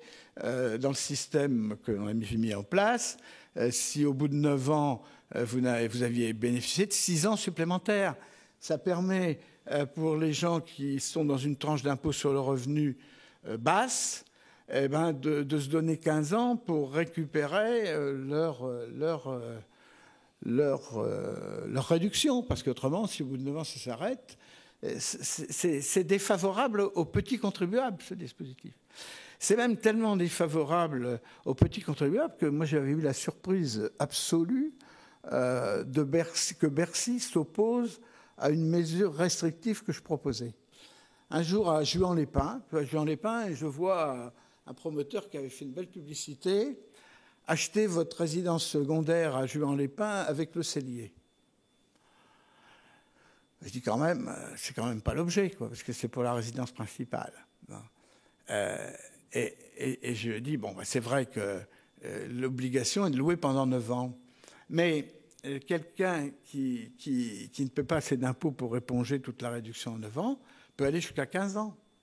Donc l'intéressé, au bout de 9 ans, avant qu'il n'y ait la correction, au bout de 9 ans, il pouvait reprendre la possession de son bien, la jouissance de son bien, mais s'il n'avait pas réussi à tout éponger sa réduction d'impôt, il pouvait continuer après, alors qu'il ne louait plus le bien, mais qu'il l'utilisait pour son profit personnel. Et ça m'avait paru choquant. Alors, donc j'ai proposé, ce qui d'ailleurs a été adopté, que le report ne puisse se faire que pour autant qu'on continuait à louer. Voilà. Ça me paraissait plus juste. Mais vous allez voir, on croit avoir de bonnes idées comme ça, honnêtes, quoi. Bon. Et puis on s'aperçoit que c'est une fausse bonne idée. Parce qu'aussitôt, et parce que ma boîte mail, elle a drôlement fonctionné pendant toutes ces années de dispositif, ça arrivait. Hein, j'avais, disons, une vingtaine minimum de mails par jour, minimum, à lesquels on me posait des questions, bon, des notaires, tout le monde posait des questions, des promoteurs immobiliers, mais aussi des particuliers. Et donc, je propose cette modification. Les services de Bercy me disent « Ah, mais c'est pas bien parce que ça retire du caractère incitatif au dispositif. » Vous voyez, ils avaient bien adopté le système. Oui, mais je dis « Mais voilà, c'est pas très juste parce que ceci. » Donc, le texte, la modification passe. Et j'ai un brave homme qui me dit bah, « Attendez, là, j'ai vu que vous aviez modifié complètement le système, mais ça va pas du tout, votre truc. » Parce que... C'est pour ça que, vous voyez, j'en reviens au service après loi. C'est intéressant quand même d'être en relation comme ça avec les usagers, d'une certaine façon. Elle me dit, ça ne va pas du tout parce que, vous voyez, moi, je suis de Bayonne. Je travaille à Paris. J'ai encore 9 ans à travailler à Paris avant de prendre ma retraite. Je suis un contribuable qui n'est pas très imposé à l'impôt sur le revenu. Je suis imposé, je ne sais plus quelle tranche il m'avait dit, mais ce n'était pas la tranche la plus élevée, loin que là. Donc, je ne peux pas, chaque année, utiliser 1/9 de ma réduction d'impôt, mais dans mon plan de financement, j'ai intégré, effectivement, qu'au-delà de 9 ans, où je serais revenu en retraite à occuper le logement dans lequel j'ai investi, j'ai intégré le fait que je pourrais continuer à bénéficier de ma réduction d'impôt. Et là, vous me le supprimez. Et c'est vrai. C'est vrai. Alors, pour résoudre ce problème ponctuel et pour éviter que dans 9 ans, il y ait des problèmes que vous avez signalés avec le Girardin, parce que je sais qu'avec le Girardin, il y a beaucoup d'investisseurs qui ont des problèmes ultérieurs avec les services fiscaux, des remises en cause de... Et je le sais bien parce que j'ai un proche pour lequel ça a été remis en cause. Alors, ça fait mal. Et donc, pour qu'il y ait des remises en cause au bout de 9 ans, j'ai posé une question au ministre en disant que voilà la situation qui se posait et qu'il me répondent que pour les investisseurs qui ont investi avant la modification du Code général des impôts sur ce point, que j'avais fait faire par un amendement, ceux qui avaient compris cela, qui avaient investi avec le dispositif non modifié, continueraient à bénéficier d'un report au-delà de 9 ans, même s'ils ne louaient plus le logement. Comme ça, l'intéressé, il a une réponse ministérielle qui fait que si dans 9 ans, il a un inspecteur des impôts qui veut remettre en cause la chose, etc. Voilà, je vais conclure parce que je crois que je suis un peu long. Je ne sais pas si j'ai répondu à votre demande. En tout cas, j'ai essayé de vous montrer plusieurs choses. J'ai essayé de vous montrer peut-être une nouvelle manière, ou une manière un peu différente de concevoir ce qu'est le travail d'un député. En tout cas, c'est comme ça que j'estime que ça doit être fait, de ne pas simplement rester dans sa permanence à essayer de solutionner des problèmes d'emploi ou des problèmes d'entrée sur le territoire national ou des choses comme cela, mais également sur des points de la loi sur lesquels il se mobilise ou il s'intéresse, d'essayer de le faire en une relation assez forte avec le terrain. Voilà, c'est tout le but de mon intervention. Si vous avez des questions à me poser, essayez de me poser des questions à lesquelles je puisse répondre pour pas que je sois ridicule. Mais pas de questions trop perfides, parce que c'est tellement complet, le dispositif, sincèrement, que vous pouvez coller n'importe qui sur la question. Vous voyez, tout à l'heure, sur le plafond des 18 000 euros, moi, dans ma tête, j'ai vérifié pendant que vous parliez, je pensais que le plafond des 18 000 euros s'appliquait au Duflot dans les dom-toms. Et vous avez raison, c'est le plafond des 10 000 qui s'applique dans les dom-toms. Voilà. Merci pour votre attention et je m'excuse d'avoir peut-être été long. J'espère que je n'ai pas été trop ennuyeux. En tout cas, merci.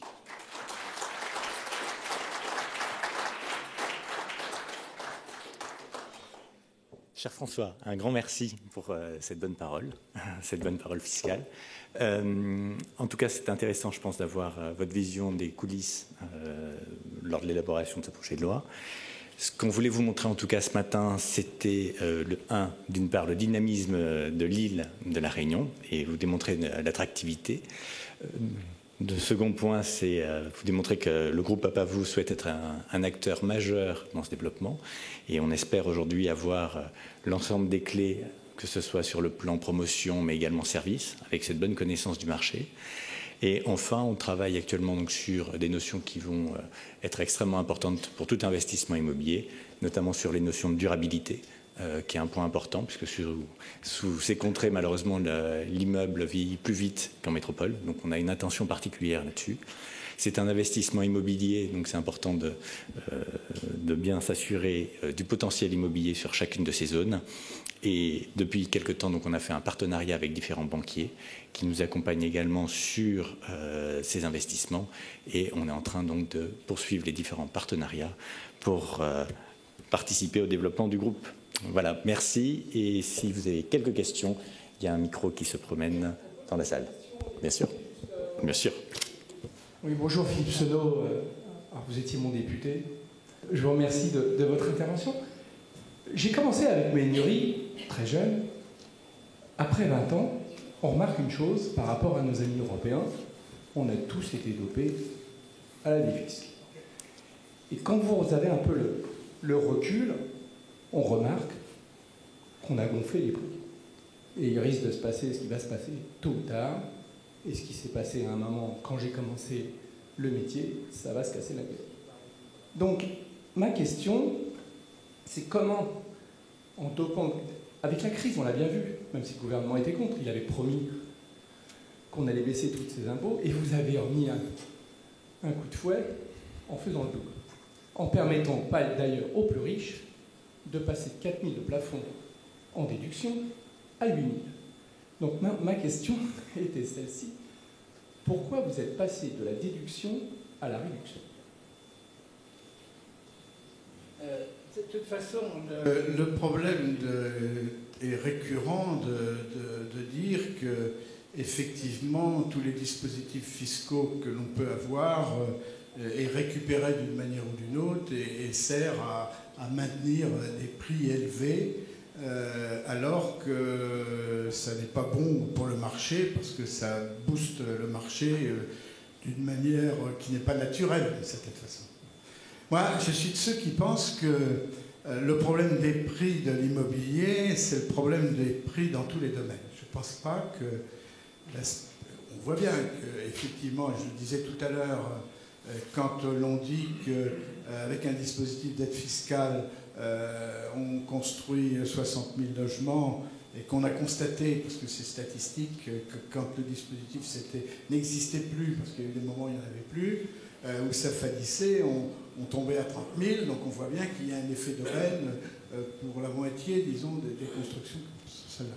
Moi, je pense que globalement, il n'y a pas de raison de penser que le prix de l'immobilier, d'une manière ou d'une autre, ne suit pas la loi de l'économie qui est celui de l'offre et de la demande. C'est-à-dire que quand on a une demande qui est supérieure à l'offre, bien évidemment, il y a une tension très forte sur les prix. Et qu'on s'est trompé d'ailleurs dans le domaine de l'immobilier en raisonnant sur des chiffres, y compris le gouvernement actuel, de besoins de logements qui sont, à mon point de vue, sous-évalués. Sous-évalués pour la raison bien simple, c'est que je crois que l'équilibre du marché du logement ne pourra se faire que quand on aura une offre de 120 par rapport à une demande de 100. Parce que, et tout ça est justifié également par ce qui se passe lorsque vous avez la Fondation Abbé Pierre, je n'ai rien contre la Fondation Abbé Pierre, mais contre d'autres intervenants dans le domaine du logement, d'autres opérateurs, qui vous disent que c'est scandaleux, il y a je ne sais combien de milliers, de dizaines de milliers, de centaines de milliers de logements vacants dans notre pays, et que si déjà on mobilisait tous les logements vacants, on aurait la possibilité de couvrir une partie des besoins. En réalité, je l'ai vécu en tant que maire, puisque ça fait longtemps qu'on parle des logements vacants comme la mise sur le marché des logements vacants comme une possibilité de diminuer la tension sur le marché. Moi, j'ai vu une année, je ne sais plus quelle année c'était, mais j'étais encore maire de Saint-Gratien, et les services de la DDE nous ont dit, voilà, dans votre commune, vous avez, je ne sais plus quel est le chiffre, mais je crois que c'était 50 logements vacants, dont il va falloir essayer de remettre sur le marché de la location. On a regardé l'ensemble des logements vacants, on s'est aperçu qu'en réalité, il n'y en avait que 3 qui pouvaient être remis sur le marché. Parce que vous avez plein de raisons. Il y a les remises en état, les changements de locataires, les changements de propriétaires. Et cela, à mon point de vue, je le chiffre, moi, à 20% du marché. Donc, nous n'aurons réduit la pénurie de logements que lorsque nous faisons une offre de 120 par rapport à une demande de 100. Bon.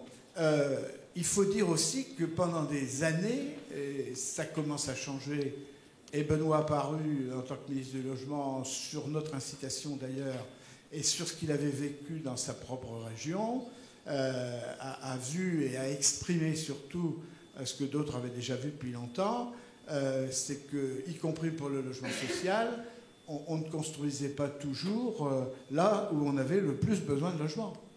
Il y a des régions dans lesquelles... Alors, on faisait de la macroéconomie en matière de logement en disant, ben voilà, on construit tant de logements sociaux, mais si on ne les construit pas là où on a le plus besoin, c'est pareil, on a une difficulté de ce côté-là. La ville de Benoît Apparu, qui est Châlons en Champagne, le président de l'office municipal d'HLM est obligé de faire des publicités dans la presse locale pour louer ses logements sociaux. Donc, alors sur l'histoire des prix que vous indiquez, alors c'est vrai que c'était l'une des critiques les plus fortes qu'on avait sur les dispositifs d'une manière générale. On peut faire deux corrections. D'une part, la manière de récupérer l'avantage fiscal par le constructeur, le promoteur, on voit très bien qu'elle peut être totale lorsqu'on a un promoteur qui ne fait que du défiscaliser. Et il y en a eu. Avec autre conséquence, c'est qu'à la fin de la période de location, tous ces logements-là se retrouvent en même temps sur le marché, et pour l'investisseur, ce n'est pas une bonne chose. Donc, mais par contre, comme ça s'est fait dans ma ville, il y a eu une construction d'une centaine de logements, 80 logements, qui ont été faits par un grand promoteur. Il installait une bulle de vente, et moi je suivais ça avec beaucoup d'intérêt pour voir un peu comment ça se passait, et j'allais voir régulièrement dans la bulle de vente quelle était la répartition du truc. D'abord, le prix, il était le même. Il n'allait pas dans sa bulle de vente dire « Ah ben, puisque vous êtes investisseur cellier, le logement, il coûte 10 000 euros de plus. » Donc, c'était le même prix. Le prix, il a été défini. Alors, une marge qui était la marge que fait le promoteur. Est-ce qu'elle est excessive, est-ce qu'elle n'est pas? Ça, moi, je suis incapable d'en juger, mais le promoteur, par conviction, je pense que la majorité, ils essaient de fixer leur marge pour gagner leur vie, pas nécessairement pour exploiter, parce que ça finit par se savoir. Donc, à ce moment-là, le prix il est le même pour tout le monde. Donc, ça n'est pas, je pense, de haute sur les prix. Et puis, autre problème. On a audité le maire d'Agen, M. Dionys du Séjour, qui, en 2008, quand on faisait notre audit avec mon ami Jean-Noël Le Bouillonnec, venait d'être élu maire d'Agen. Il remplaçait un collègue maire qui était d'une sensibilité politique différente, lui étant centriste. Et il nous a dit, moi c'est vrai, quand je suis arrivé à la mairie d'Agen, je me suis dit qu'on avait un stock de robiens tout à fait excédentaire, que ça posait beaucoup de problèmes. Et puis, regardant les choses de plus près, je me suis aperçu de la chose suivante. C'est le cœur de ville d'Agen comportait énormément de logements quasiment sans confort et quasiment inaptes à la location, disons, correcte. Mais propriété d'un certain nombre de marchands de sommeil qui naturellement, chacun sait que c'est là où on fait la meilleure rentabilité. Hein. C'est pas quand on a un logement bien équipé et confortable qu'on fait la meilleure rentabilité. Et qui faisaient leur sucre, leur beurre là-dessus.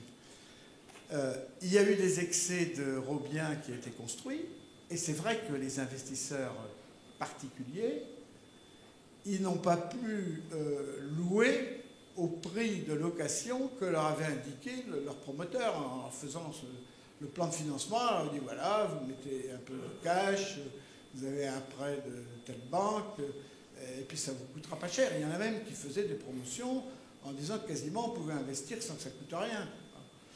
Et donc il y en a qui se sont fait prendre là-dedans sans vérifier effectivement que le marché locatif était suffisant et que la quantité de logements mis sur le marché était un inconvénient à pouvoir louer aux 700, 600 euros qui étaient prévus. Et donc, ils ont été obligés de baisser. Alors pour eux, naturellement, ça a été une mauvaise affaire.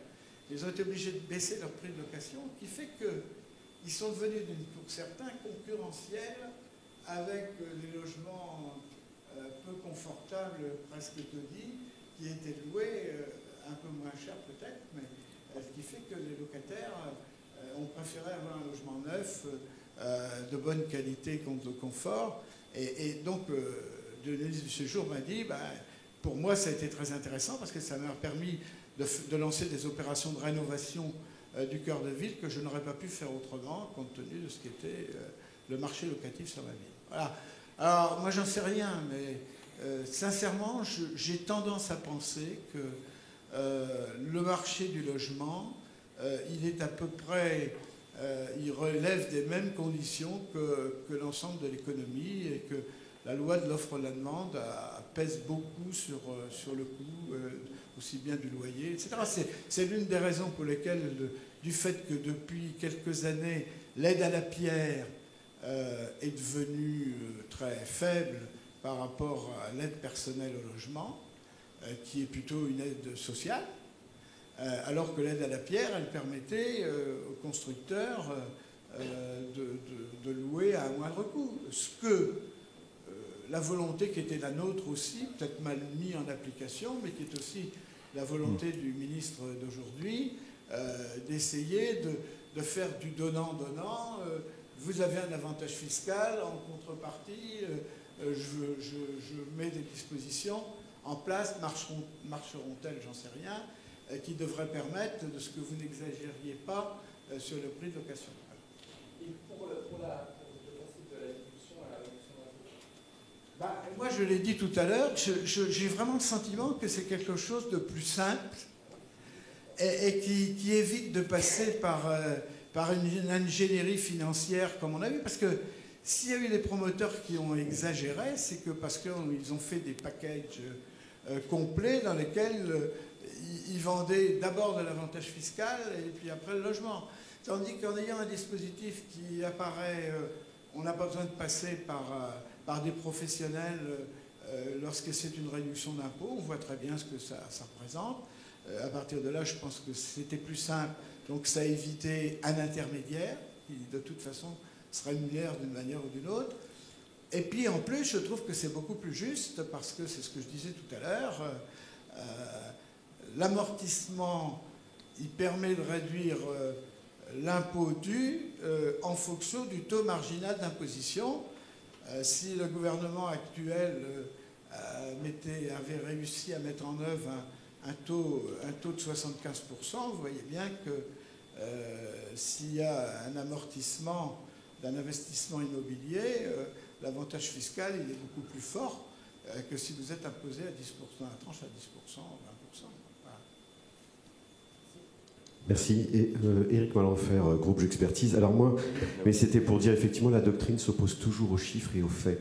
Parce qu'en fait, de toute façon, il n'y a pas de ministère du chiffre. Donc en fait, ce que paye une poche, on le connaît toujours d'un ministère. Ce qu'on ne sait jamais, c'est les économies qu'on fait. C'est qu'on génère du travail. Philippe Puel tout à l'heure rappelait qu'il y avait des emplois en cause. Et bien tout ça, c'est de la TVA, c'est de la sécurité sociale, c'est tout ça. Et on oublie juste de dire tout ce que ça rapporte, ces économies-là, que paye pourtant l'État. Alors derrière, j'avais des questions, parce qu'effectivement, dans l'immobilier, il y a deux grandes règles, la situation et le prix. Sur le point, là, est-ce que vous me permettez de dire un truc, mais c'est notre combat contre Bercy. Et contre nos Bercy, et contre certains ministres, même premiers ministres, qui n'écoutent que leurs conseillers de Bercy ou d'ailleurs. Je n'ai pas réussi, et je le regrette, à faire comprendre à certains membres du gouvernement, ce n'était pas le cas du ministre du Logement, qui lui était tout à fait en face, que ce soit Benoît Apparu, qui était le dernier, mais également Christine Boutin, qui sur certains points, tout à l'heure quand je parlais de la macro et la microéconomie, par exemple, j'essayais d'empêcher Christine Boutin de dire que pour l'hébergement d'urgence, elle avait l'habitude de dire ne me taquinez pas sur l'hébergement d'urgence, le problème est réglé. Il nous faut 100 000 places d'hébergement d'urgence, on en a 99 999, vous n'allez pas me dire que ça ne marche pas, mais je lui disais, mais attends, le problème c'est qu'il peut y avoir des places d'hébergement d'urgence en Auvergne, mais ce n'est pas ça qui va permettre aux gens de Seine-Saint-Denis ou du Val d'Oise de trouver un hébergement d'urgence.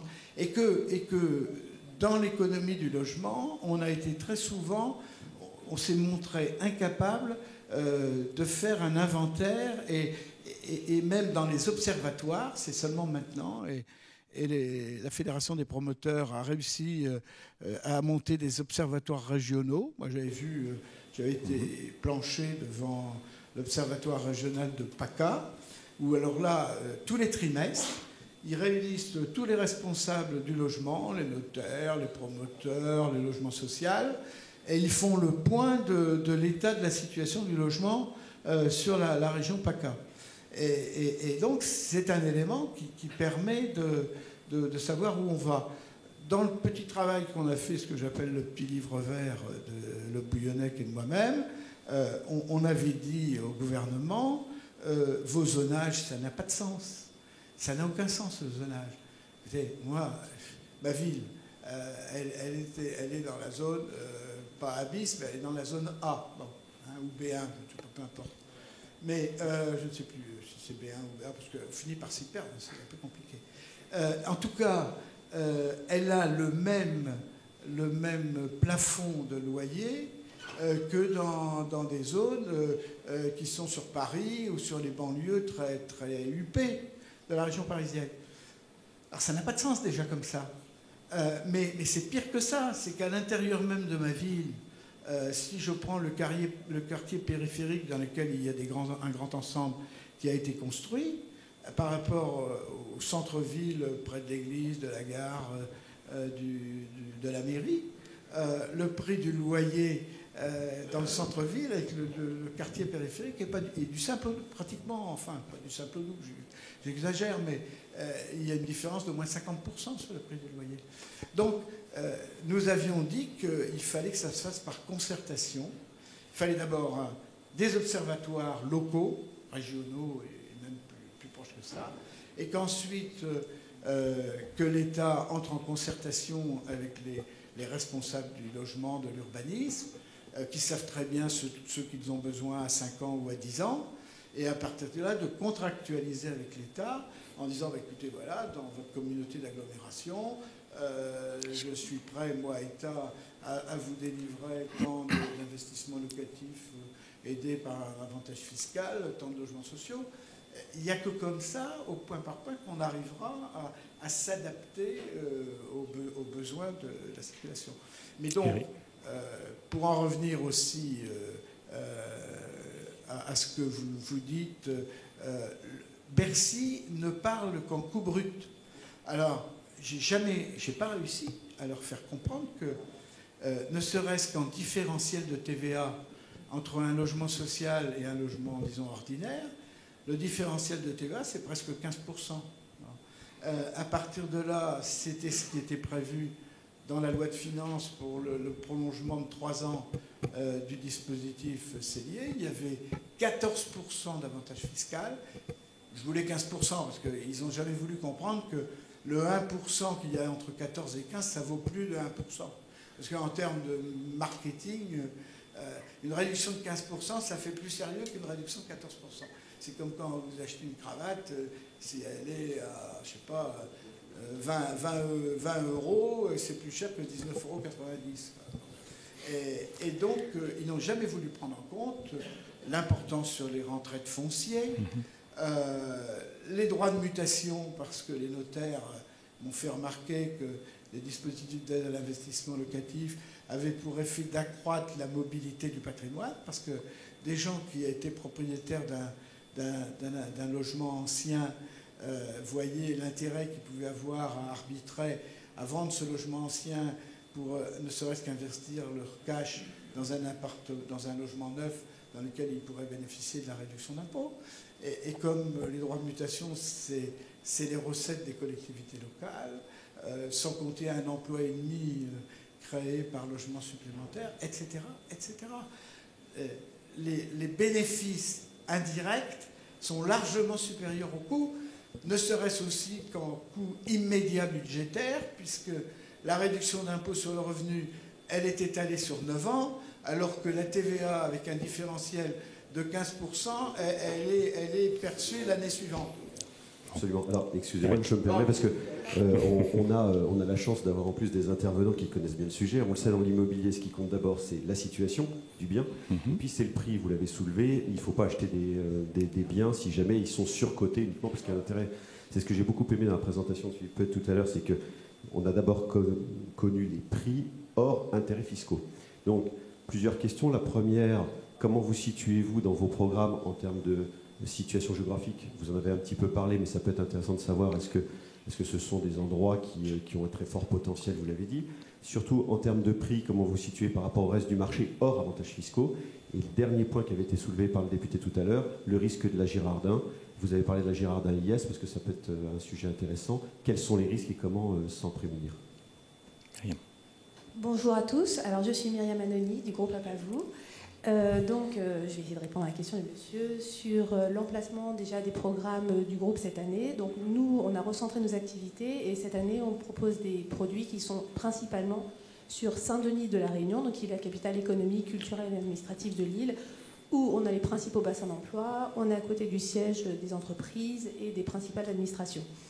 Donc, c'est vrai que vous avez raison. De toute façon, qu'on soit à 10 000 km ou en métropole, je pense que l'emplacement, c'est le facteur principal et que tout investissement immobilier repose sur les 3 règles fondamentales qui sont, vous le savez tous, l'emplacement, l'emplacement, l'emplacement. Et en matière de prix, excusez-moi, ça m'impressionne de vous parler tous comme ça et d'être face à vous. En matière de prix, je pense que ce qui est intéressant, c'est qu'effectivement, le groupe Apavou a un recul sur l'île de la Réunion depuis 1965 et on commercialise nos produits sur la métropole depuis maintenant près de 13 ans. Donc c'est assez intéressant parce qu'effectivement, moi j'ai assisté à l'emballement des prix sur les 10 premières années, de l'existence de la cellule de commercialisation en métropole.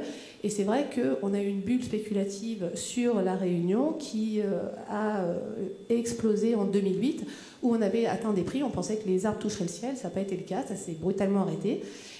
Et en fait, bon, évidemment, comme le disait Philippe, pour les investisseurs positionnés à l'époque, c'est difficile. Maintenant, je pense qu'à nous, ça nous a tous réappris les fondamentaux du métier, à savoir être promoteur à La Réunion et être au service des Réunionnais. C'est-à-dire qu'aujourd'hui, En fait, on fait notre métier.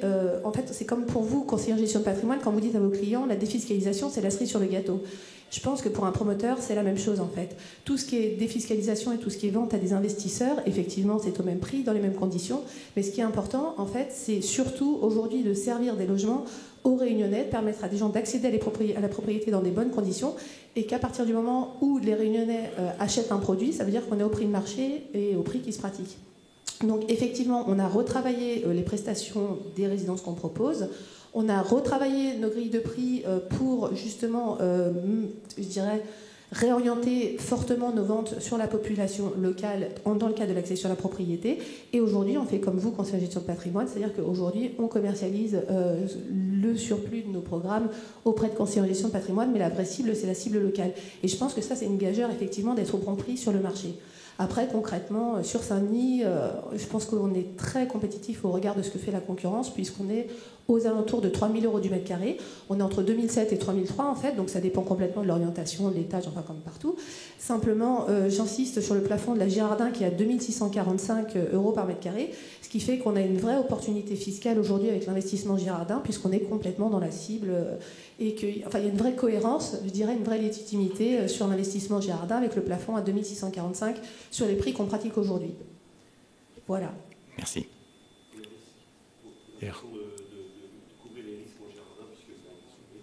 Plutôt à Liès ? Pour Liès. Ah, alors je passe le micro. Ma réponse va être très simple. Il faut respecter les textes fiscaux à la lettre. Et je vous invite à vous rapprocher de votre conseil afin qu'il vous aide dans cette démarche, et notamment des experts comptables. Puisque l'ensemble des contentieux et des remises en question de la loi Girardin sont sur le non-respect des textes et tout.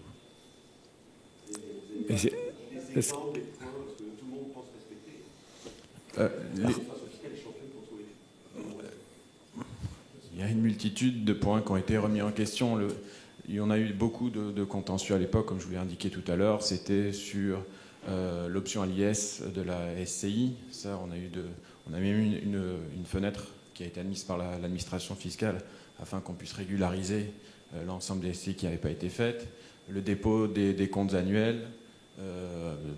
Tout, c'est difficile de vous répondre à cette question-là, en fait. Peut-être une autre.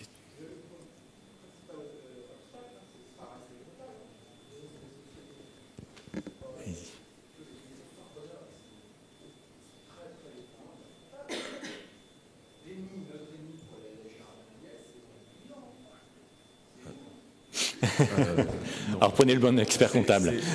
Oui, c'est les experts comptables qui ne connaissent pas la loi.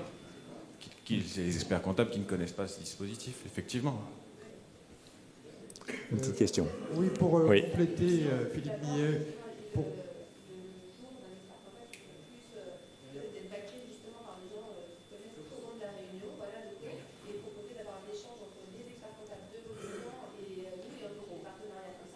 Micro. Oui. Pardon. Je proposais effectivement de mettre en place, ça c'est tout à fait envisageable et c'est assez facile puisque nous, encore une fois, sur La Réunion, on est assez bien implantés. On peut effectivement proposer des partenariats et proposer aux experts comptables en métropole qui sont plutôt rigides ou frileux à l'idée que leurs clients investissent sur les DOM, d'avoir derrière des entretiens téléphoniques ou des échanges de courriers ou des écrits d'experts comptables sur place qui pourraient les rassurer quant à l'opportunité d'investissement pour leurs clients. Enfin, ça, c'est quelque chose qu'on peut complètement mettre en place et je pense qu'effectivement, là, ça peut valider votre proposition à bout de conseil. Et ce partenariat, d'ailleurs, est poursuivi avec un avocat qui est Maître David Doireau, qui travaille main dans la main donc, avec Stéphane Grégorian pour envisager et surtout écarter tout risque de recours. L'idée, justement, c'est de trouver des solutions pour essayer de développer plus et mieux. Donc, c'est bien pour ça qu'on est là aujourd'hui, c'est pour vous accompagner dans cette démarche de Girardin IS qui est effectivement pas forcément évidente à mettre en place. Oui, pour compléter notre information sur le sujet, certains promoteurs réunionnais utilisent les services d'avocats fiscalistes ou d'experts comptables qui, moyennant bien sûr rémunération, prennent sur eux, sur leur caisse d'assurance, les éventuels redressements de nos clients. Est-ce qu'il y a quelque chose de ce type envisagé chez Apavou ? Pour l'instant, on évite surtout d'avoir un recours, et donc on préfère avoir les bons pour éviter tout type de recours, et c'est pour ça qu'on s'est associé les bons partenaires. Là, je parle en termes de, je dirais, de garantie. Il se trouve que j'en ai fait quelques-uns de Girardin Liès. Ça a été un vrai argument de vente que de dire à nos clients, s'il y a un moindre recours de l'administration fiscale, c'est le cabinet ou de l'expert comptable ou de l'avocat fiscaliste qui, bien sûr, ce service-là est intégré dans le prix, hein, mais qui prend en charge la charge du redressement.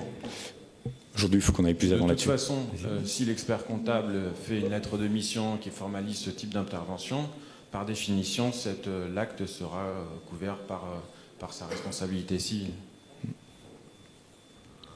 Une dernière question peut-être, et après on pourra peut-être poursuivre.